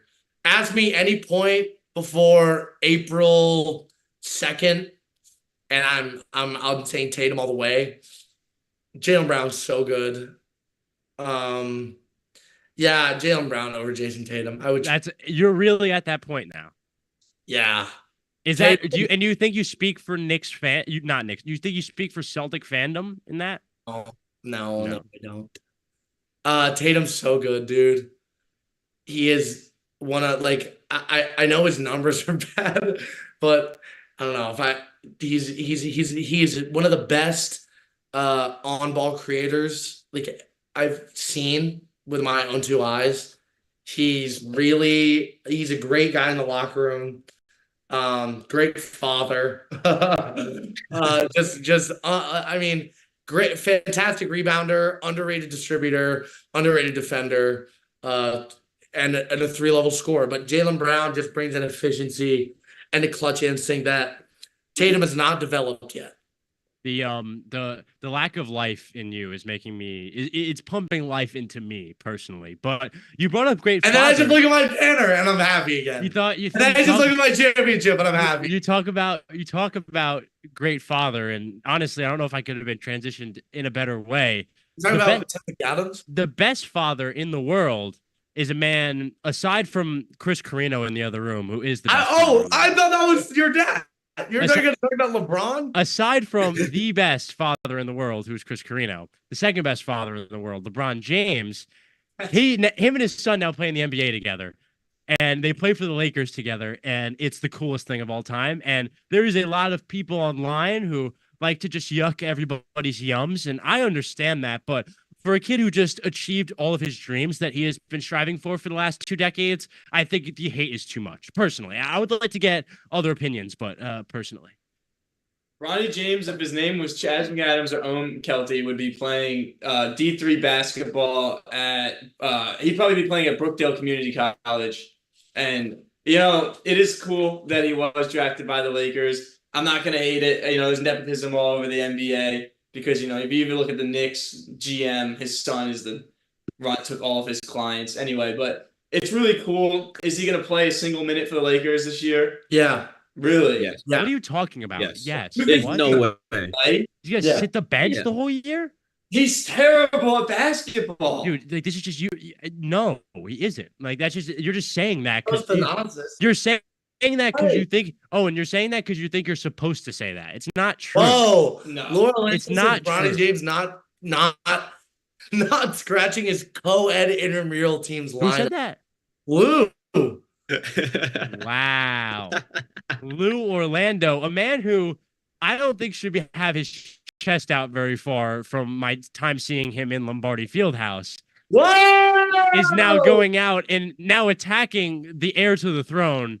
I would love to get him on air for a few seconds just to hear his side to this. Bronny's max ability is like a less version of Deuce McBride. You're the worst. Well, I don't understand the random stray that Bronny James has to catch when he really has done nothing to you. He's also done nothing for the NCAA, bro. He averaged 5 points a game. Okay, but again, if you watch, it's like he just came off. He almost died. First of all, like that was semi-recently. I mean, and second, So why is he coming to the NBA draft? Because stay he another can. year in USC. Because he can. Yeah, because his father. That's literally the only reason me and him need is that he can. And now he plays for the Lakers. You're gonna defend him and call him the heir to the throne. Okay, and say, all right. Let's not beat around the bush. He let me and I thank our El Capitan Lou Orlando for joining us for a few seconds.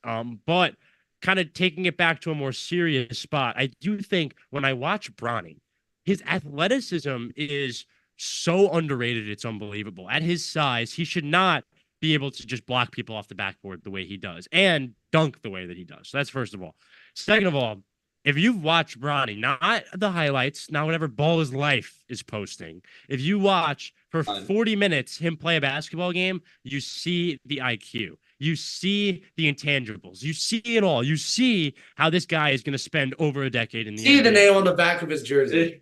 You see it, James Jr. Yeah.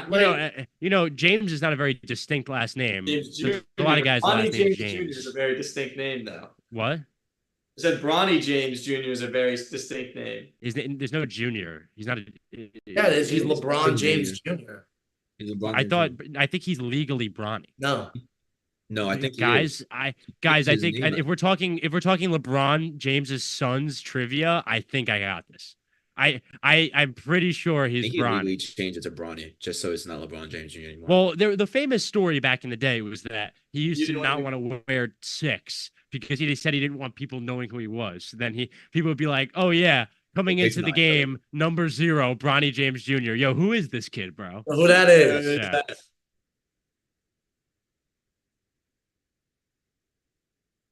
There you go, Chaz. I think Angel was thinking more like recently he changed it to Bronny. I was thinking he was like born Bronny. And also, let's not let Ramon get past us either. LeBron naming his son's middle name Ramon is I think hilarious. that's LeBron's middle name.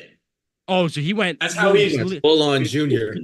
Well, yeah, legally, and this is the situation I have with my father and my grandfather. We don't all have the same middle name, so legally, we're not all. I'm not the third legally, but kind of in spirit, I'm the third.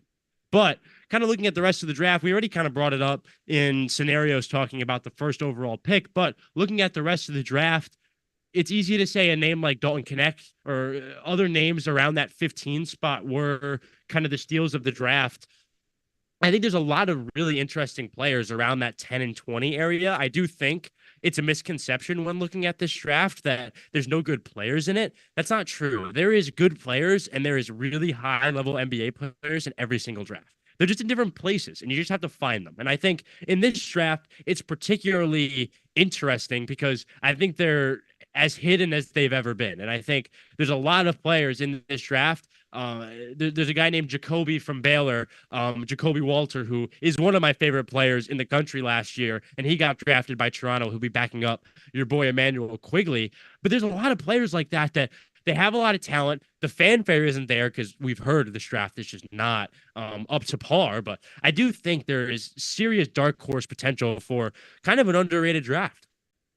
I think if I was a team in this draft, I would have rather had a pick from 13 to the end than 1 to 13. I agree with you. I think there was so much value in the middle to late end of this draft where you could find a really good bench role player, even like a role player in your lineup. But if you had a pick maybe 1 through 10, you weren't going to get the value of that pick out of that player. So I agree with you. I think you're going to be looking for a lot of hidden gems in this draft. And I think when you look to the later part of the draft, that's where you're going to see some of these guys that turn into actual good rotation players. And we saw even with Zach Edey at number 8, it was more of a what do we need and not who is the best guy available here. Because I do think there was a lot of better guys available, but the Memphis Grizzlies have a hole in the middle, and I don't know if there's a bigger way to fill that hole than Zach Edey in a lot of ways. And then you look at the other side of, and I saw that Chaz McAdams, and you look at just the rest of that draft because you see at number 8, it's more of a need pick and less of a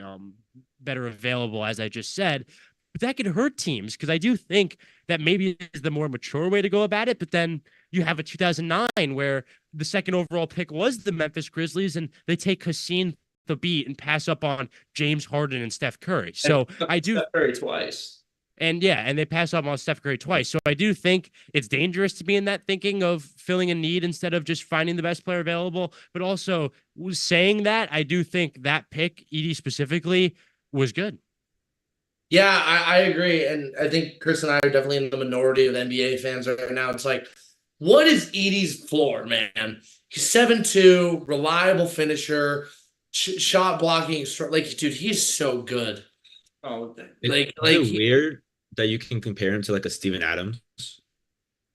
No, he's like. I think that's like his floor. Better. He's got finesse. I think Zach Edey stinks. That's mine. He doesn't stink. Like that's. I don't think he's a bad player. I was shocked he went in the top 10. You don't win 2 National Player of the Years and stink. Obi Toppin? He won 2 National Players of the Year. Okay. Any player can win 1 National Player. Obi Toppin does not suck. Look at the. Go get it, Bronny. What? Didn't even get one. So would you say Zach Edey or Bronny? Who's better, Chris? Zach Edey or Bronny? I think Zach Edey is probably better, and I also don't think there's a harder comp to make because probably better. Probably better. Yeah, I'm sorry. Yeah, Zach is 100% better. Come on now. There's never been a time on this earth where Zach Edey was worse at basketball than Bronny James. He started playing when he was 16, so like that's just not true. Bronny was winning 4-peat Bronny James is winning 4-peat AAU titles with blue chips, and Zach Edey was on a mound somewhere trying to work on his slider. So I would relax for a second over there. But yeah, that was bad. Nonetheless, but I don't care. we want to talk about how hard it is because everyone just thinks it's inevitability for a person like Bronny to make it to the NBA. You look at the great players that he surrounded himself with at a young age. None of those guys have really panned into anything. You look at Mikey Williams, his last 3 or 4 years has just been a nightmare. You look at a guy like Gabe Cups, he's a average Big Ten basketball player. You look at even their big man back in the day, he's now a football player. So I don't think the inevitability is as apparent in Bronny's situation as maybe a lot of people in the media like to portray. And I honestly just think he deserves more credit. He's a good basketball player. Would he be picked by the Lakers in the second round if he wasn't LeBron's son? No. And I'm not going to be oblivious to that. But also, do I think that maybe some of that bias maybe might help the Lakers in the long run because they may have actually gotten a really good player here? That I might actually believe. But with that said, we're still kind of bone dry here when it comes to news in the last half an hour or so. Not anything really blockbuster to talk about. We've kind of just talked more general NBA stuff and just had a good time. I think in general, when we talk ball, we can kind of just be on here for hours. But we can take a little break right now, come back for the final stretch of our show, and continue to maybe wait for any major news to really pop up and bubble to the surface. But for now, we're going to take a little break. We will be right back with WFUV Sports' Free Agent NBA show.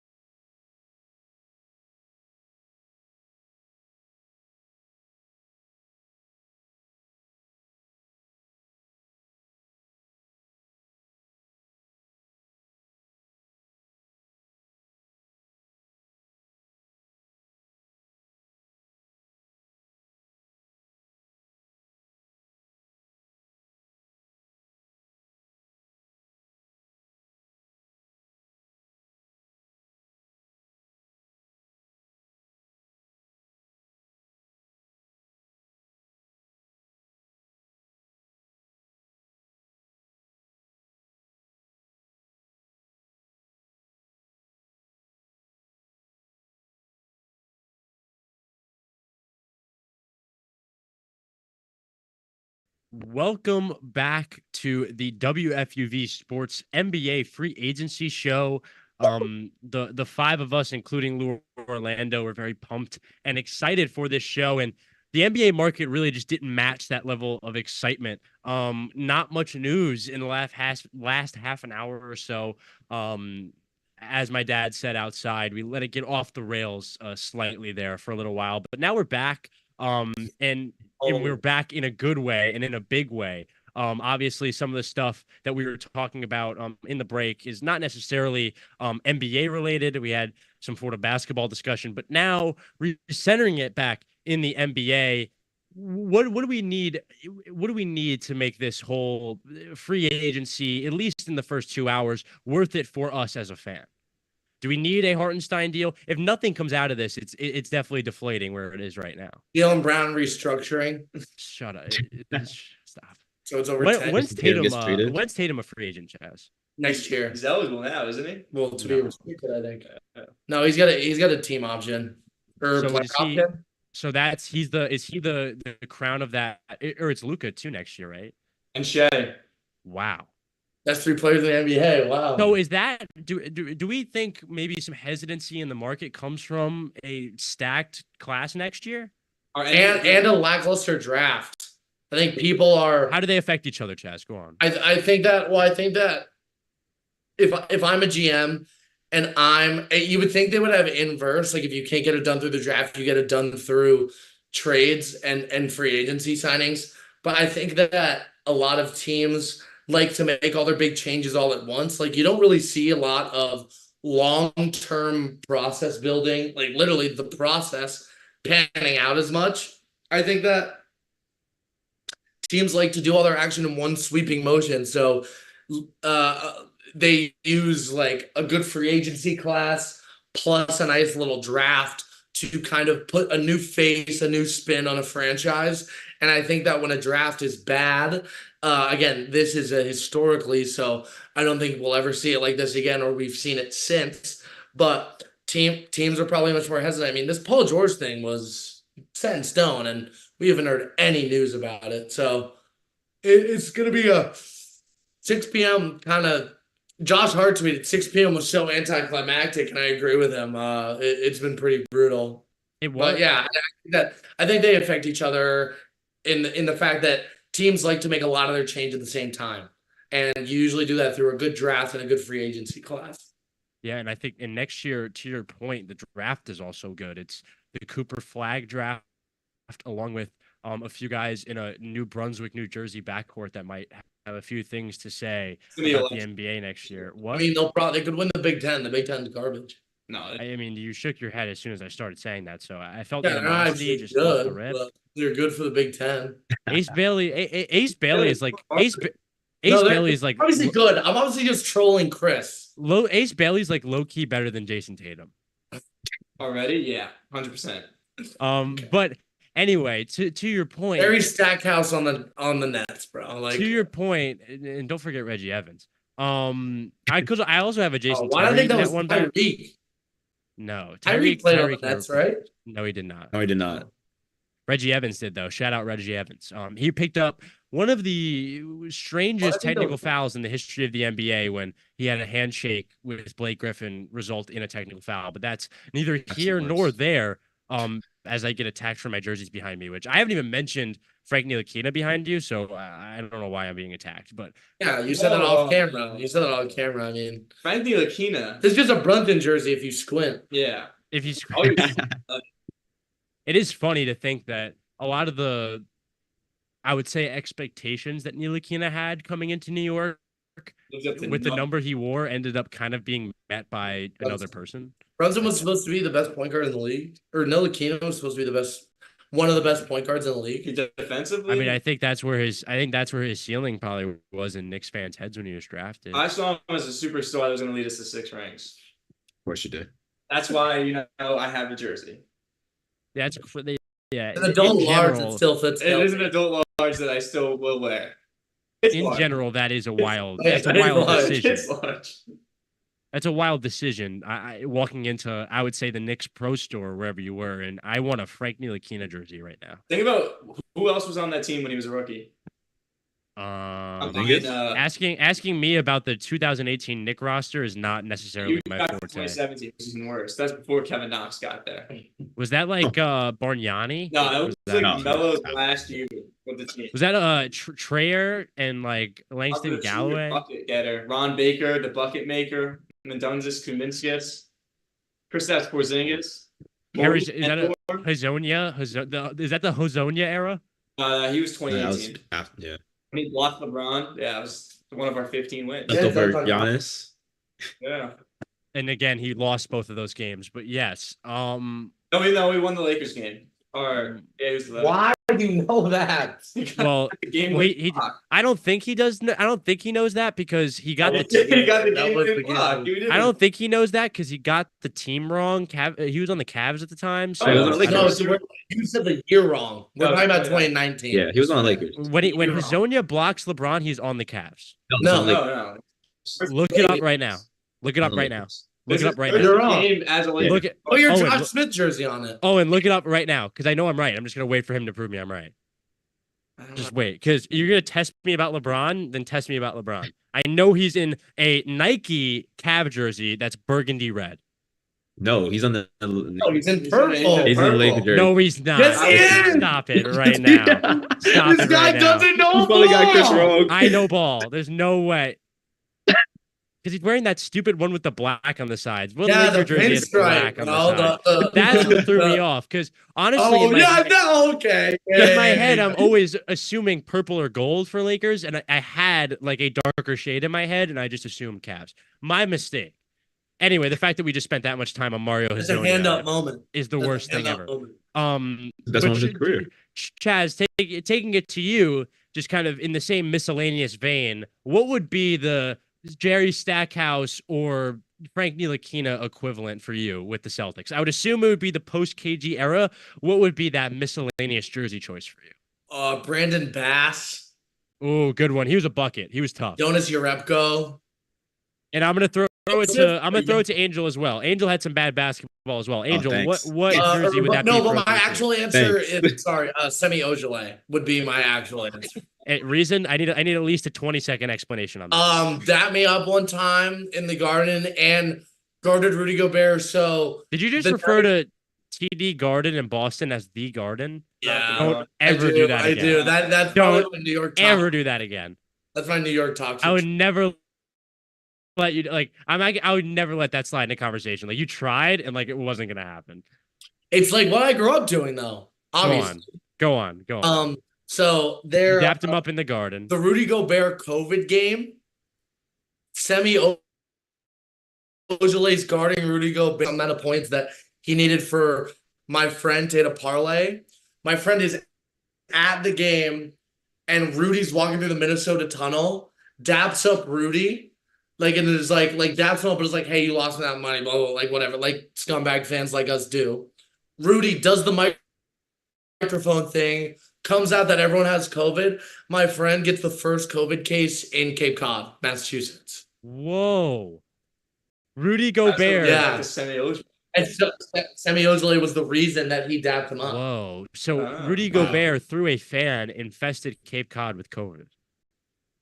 That is Yeah. fast. That's a fascinating. Why have you we've spent And a lot having of time COVID on the air this time. together. I guess it took to get Ojale in the conversation to get that up, but I'm glad you told that. It's fantastic. And Yeah, but Semi Ojeleye, Angel for sure. for OKC, and honestly, because OKC, in contrast, Boston has a lot of jerseys. What would be the player on the OKC jersey, and then what jersey would it be? Oh my god. Alex Abrinas on OKC. Okay, and then what jersey in the catalog of Thunder jerseys would you use? Why is his number retired? I don't know. Ooh, Collis. I know you're talking about Nick Yeah, Collison yeah. right now. Yeah. What's wrong with Nick Collison? I heard why is his jersey retired? Bro, I that's knew like immediately you who down were I talking was about. like- I was in like, Miami. But I'm okay? thinking about it, bro. Semi Ojeleye and Nick Collison might be the same player. Like I'm so like, dude. Nick Collison's a bum. Respectfully, Nick Collison. That is, I Don't literally, like my I didn't even in-house hear his washer name. dryer. I didn't even hear his name. I just heard someone being talked about who doesn't deserve their jersey retirement, and immediately Nick Collison. Wow, That was great. It'd be even funnier if they were petty about KD and don't do it for a while. So it's just Nick Collison and Westbrook up there for like a decade. That would be really literally funny. makes your franchise look so bad that you guys did that. What? What? The Nick Collison retirement. It's the same thing with Miami. Udonis has them. No, but UD was actually good there. Nick Collison was not bad.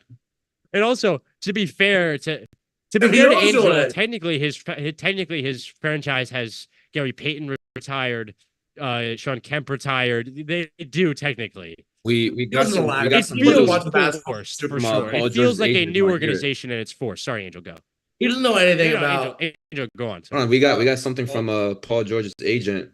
They had a conversation a short time ago, and it's unlikely that he will return to the Clippers. So yeah, that was not necessarily an inevitability, but something that we had kind of inferred, and now seemingly a reality. Say Clippers exit at least 76ers are strong front runners to land Paul George. Yep. Okay. I don't know if it'll get done tonight. Doesn't seem like it. We could just spend our last few minutes here just kind of talking about the rest of free agency moving forward. Let's talk about the three guys that have kind of been brought up the most in this show. I'll start it with DeRozan. Me and Angel kind of chopped it up just a little bit about where we think he should end up. Just kind of getting a point of view from you guys in the Bronx on the couch. What do you guys see in DeMar's future? Maybe what do you think will happen and what would you like to happen? The two kind of different questions. Before the KCP, so before the KCP signing, I thought he might go to Orlando because I thought that's like the most underrated land spot of the offseason. You love to see a 5 seed with a fun young core. The Knicks used to be that until they sold out. But what I think will happen is I think he's out of Chicago, and I think he could go. It's maybe back to LA. They need someone else for less money, and with the Clippers, I could see happening. Hometown hero. Why? Back with Kawhi. Well, no, he was never like they both Go trade for each other. yeah.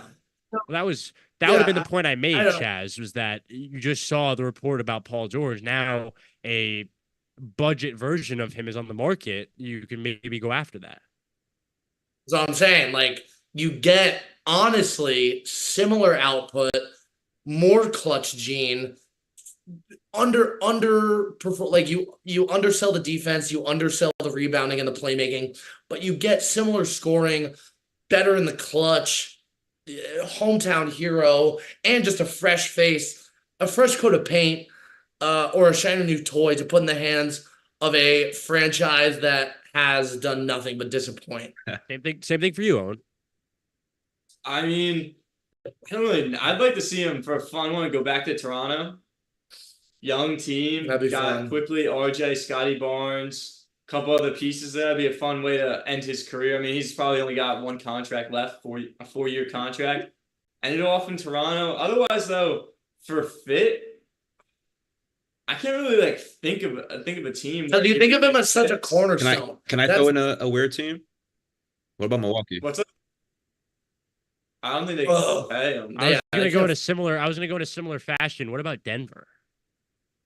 I like Get that. rid of who? They'd have to get rid of Aaron Gordon or Michael Porter Jr. I'd rather have him than Michael Porter Jr. right now, probably. That's a stretch.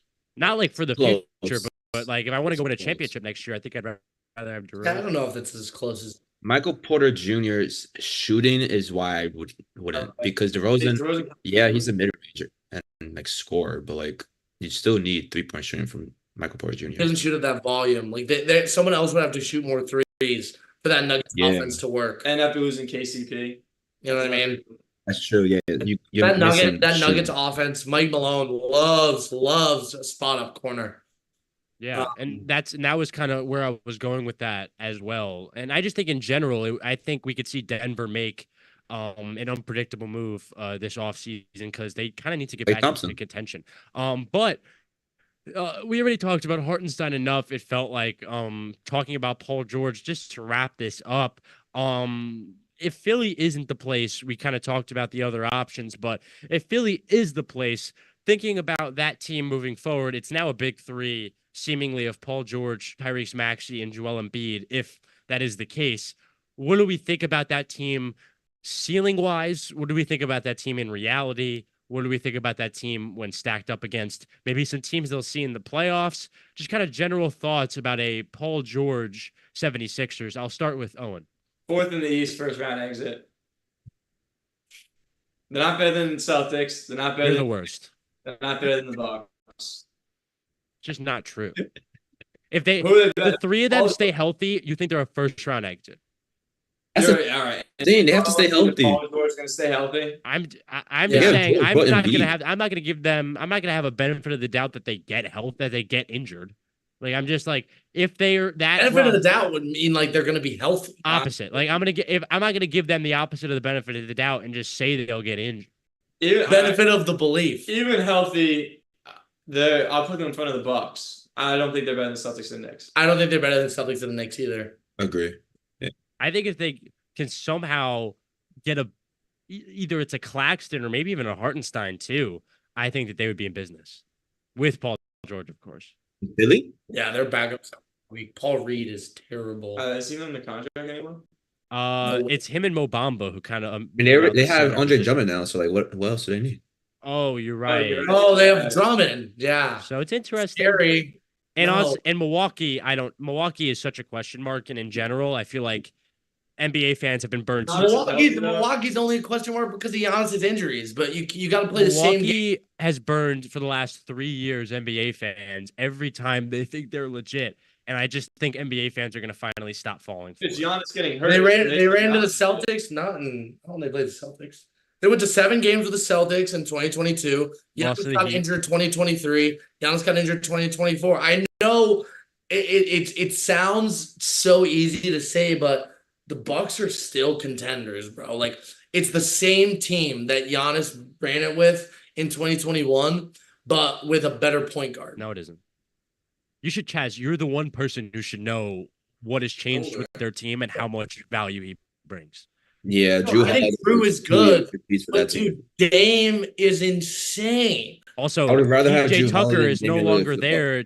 PJ Tucker is no longer there to play the defensive role he did against Kevin Durant. Like they are a different team. You should, Like, you should know that different being a Boston fan, having Drew Holiday practically as your second best. No, I said with a better point guard. I said. Yeah, he is. Who? What? Dame's not better than Drew Holiday. I'm saying for What for are a you Bucks saying? team, Drew Holiday is a better point guard than Damian Lillard for a Bucks team. I don't know if that's true, but I'm just saying What? I think that the team in 2021, objectively, that roster is better than the 2024 roster they have right now. Marginally. Agreed. Marginally, No. sure. Yeah. No, not like by a lot. But I do think it like Chaz said, that is a misconception in the NBA that this is a championship team that added Dame. It's like, no, they aren't. This is a Buck team that has kind of been getting picked at for scraps for the last 2 or 3 years. That now, yeah, they still have pieces like Brook Lopez and Bobby Portis, but it is just it's an objectively different kind of culture and nucleus to me. I feel like it's the same nuke. Like besides Not Drew. in player, but not in ability and just what it is. Yeah, I guess everyone's older. That's true. And Connaughton just doesn't feel like the same value Yeah. and impact that he had before. No, not at all. But yeah, that's just kind of where I'm thinking, and just in general, I think looking at the top of the East is going to be where a lot of the consequence. You know of where the you're going to be comes. looking when you look at the top of the East. Stop. Yes, but everyone under them seems like it's kind of still up in the air. And as Bickerstaff getting hired today in Detroit, the jersey behind me, that feels like a lateral move. Also, just kind of throwing that in there. I feel like a they're move gonna that pushes stink the with the needle. coach. They'll stink without a coach. They'll be in mediocrity. It's funny for a that long you say time. that. Hey, dude, their players are good. Like I don't know why Yeah. they lose so many games. The player. Go on, No, Angel. yeah, I was gonna say like it's funny you say that because the Pistons just extended Kay Cunningham 5 years, 226, What? How much? Wow. 226 for 5 Wow. years. Whoa. So he is the franchise I don't get that cornerstone. move. Yeah. I don't get that move unless you're 5.5 trying to a move year, him. Or 45.2 a year. That is crazy. That's more than Oh, he's OG. He's a better player than OG. By He much. contributes nothing to winning. Guys, he's the best player on an NBA team. OG Anunoby will never be the best player on an NBA team. OG Anunoby. OG was like, come on. You just said OG you just said OG Anunoby is marginally worse than Cade Cunningham. Like that. Like, No, it's not. No. In general, you guys need to relax. Like saying he's the best player marginally might be marginally might. I know you and He's listen. I close. know, yeah, Nick fans or not Chad, but I know you're Nick fan, Owen, but like that's crazy. And because Chaz is trying to troll, he has some Nick biases right now too. No, I'm not. I think OG is really good, and I respect I'm winning talking a about lot. Cade Cunningham right now. OG. He doesn't win. Bro, he doesn't win with Jaden Ivey. My face I'm making is that Celtic fans have been not winning until this year, and then now it's like they won. It's like, oh, I only really care about winners. Like winners in general is all I worry about. Like winning games. Shut up. Not championship. Cade won more than 20 games. Not championships, bro. Games. Like just like I know what you mean, but like just with the pretense of your Celtic fandom, it just irritates me. But whatever. I think I have a ring, bro. I don't care what you say. We're gonna hear this for the rest Oh, of you the have year. two? guys. Like I have a championship. two. Bro. I was like barely conscious in 2005. I count my 09 Yankee ring, and I was younger than you were. I count my 09. I was 6. Or no, we were the same age. Cade Cunningham's record on the Pistons, leading a Pistons team, is 32 and 106. Well, who has he had on the read Pistons me a team? Detroit. Read me a Detroit Piston record, and then tell me that's Cade Cunningham. Yeah, like who's on his team? Like what? Like that was like what are you trying to prove? That he's not good because he plays on a bad team? Okay. We can't be talking about Cade Cunningham. Right, and in general, just to put a cap on this, I think the Eastern Conference is an ever-changing ecosystem that we really have no grasp on what it's going to look like yet. Chaz, you can go on with what you were going to say. No, I said we can't talk about. I was just going to say to quickly shut it down. Like, I think we're talking about Cade Cunningham in NBA free agency. I know he did just get re-signed, but if I'm talking about a Piston at all, I feel like we're grasping at straws. Yeah, and in general, yeah. And as we wrap it up here, I do think that if you have that mentality at this time of year, you're going to be doomed for failure. These teams like Charlotte, these teams like Detroit, that maybe don't have a ton going on, but have a lot of room for opportunity, need to take advantage of it. And I think that is what I would like to end this special on. We obviously didn't get to have all of the news in real time that we were maybe hoping for.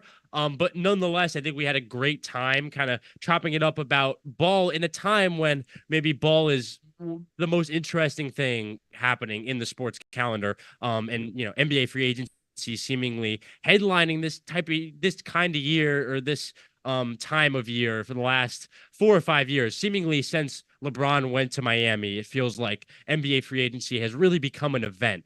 And I think this year is no different. I would like to thank Angel Ducret, first of all, for doing graphics and just overall keeping us pretty for the duration of this show. I would like to thank the boys on the couch in the Bronx, Owen Kelty and Chaz McAdams, of course. We, 3 of us, along with others at the station, are going to be recording and maintaining Pick and Pod this year. So if anybody likes this NBA content and would like to hear more of our opinions and just overall yap, then it'll be there and in longer form. So yeah, make sure to check that out. And also Storm the Court having a bit of a resurgence this year in the college basketball world. So for all basketball needs in both college and the NBA, make sure to look out for both of those podcasts. But for me, Chris Carrino, and our Capitan, Lou Orlando, I am Chris Carrino with WFUV Sports, wishing you a great rest of your night and a great rest of your free agency.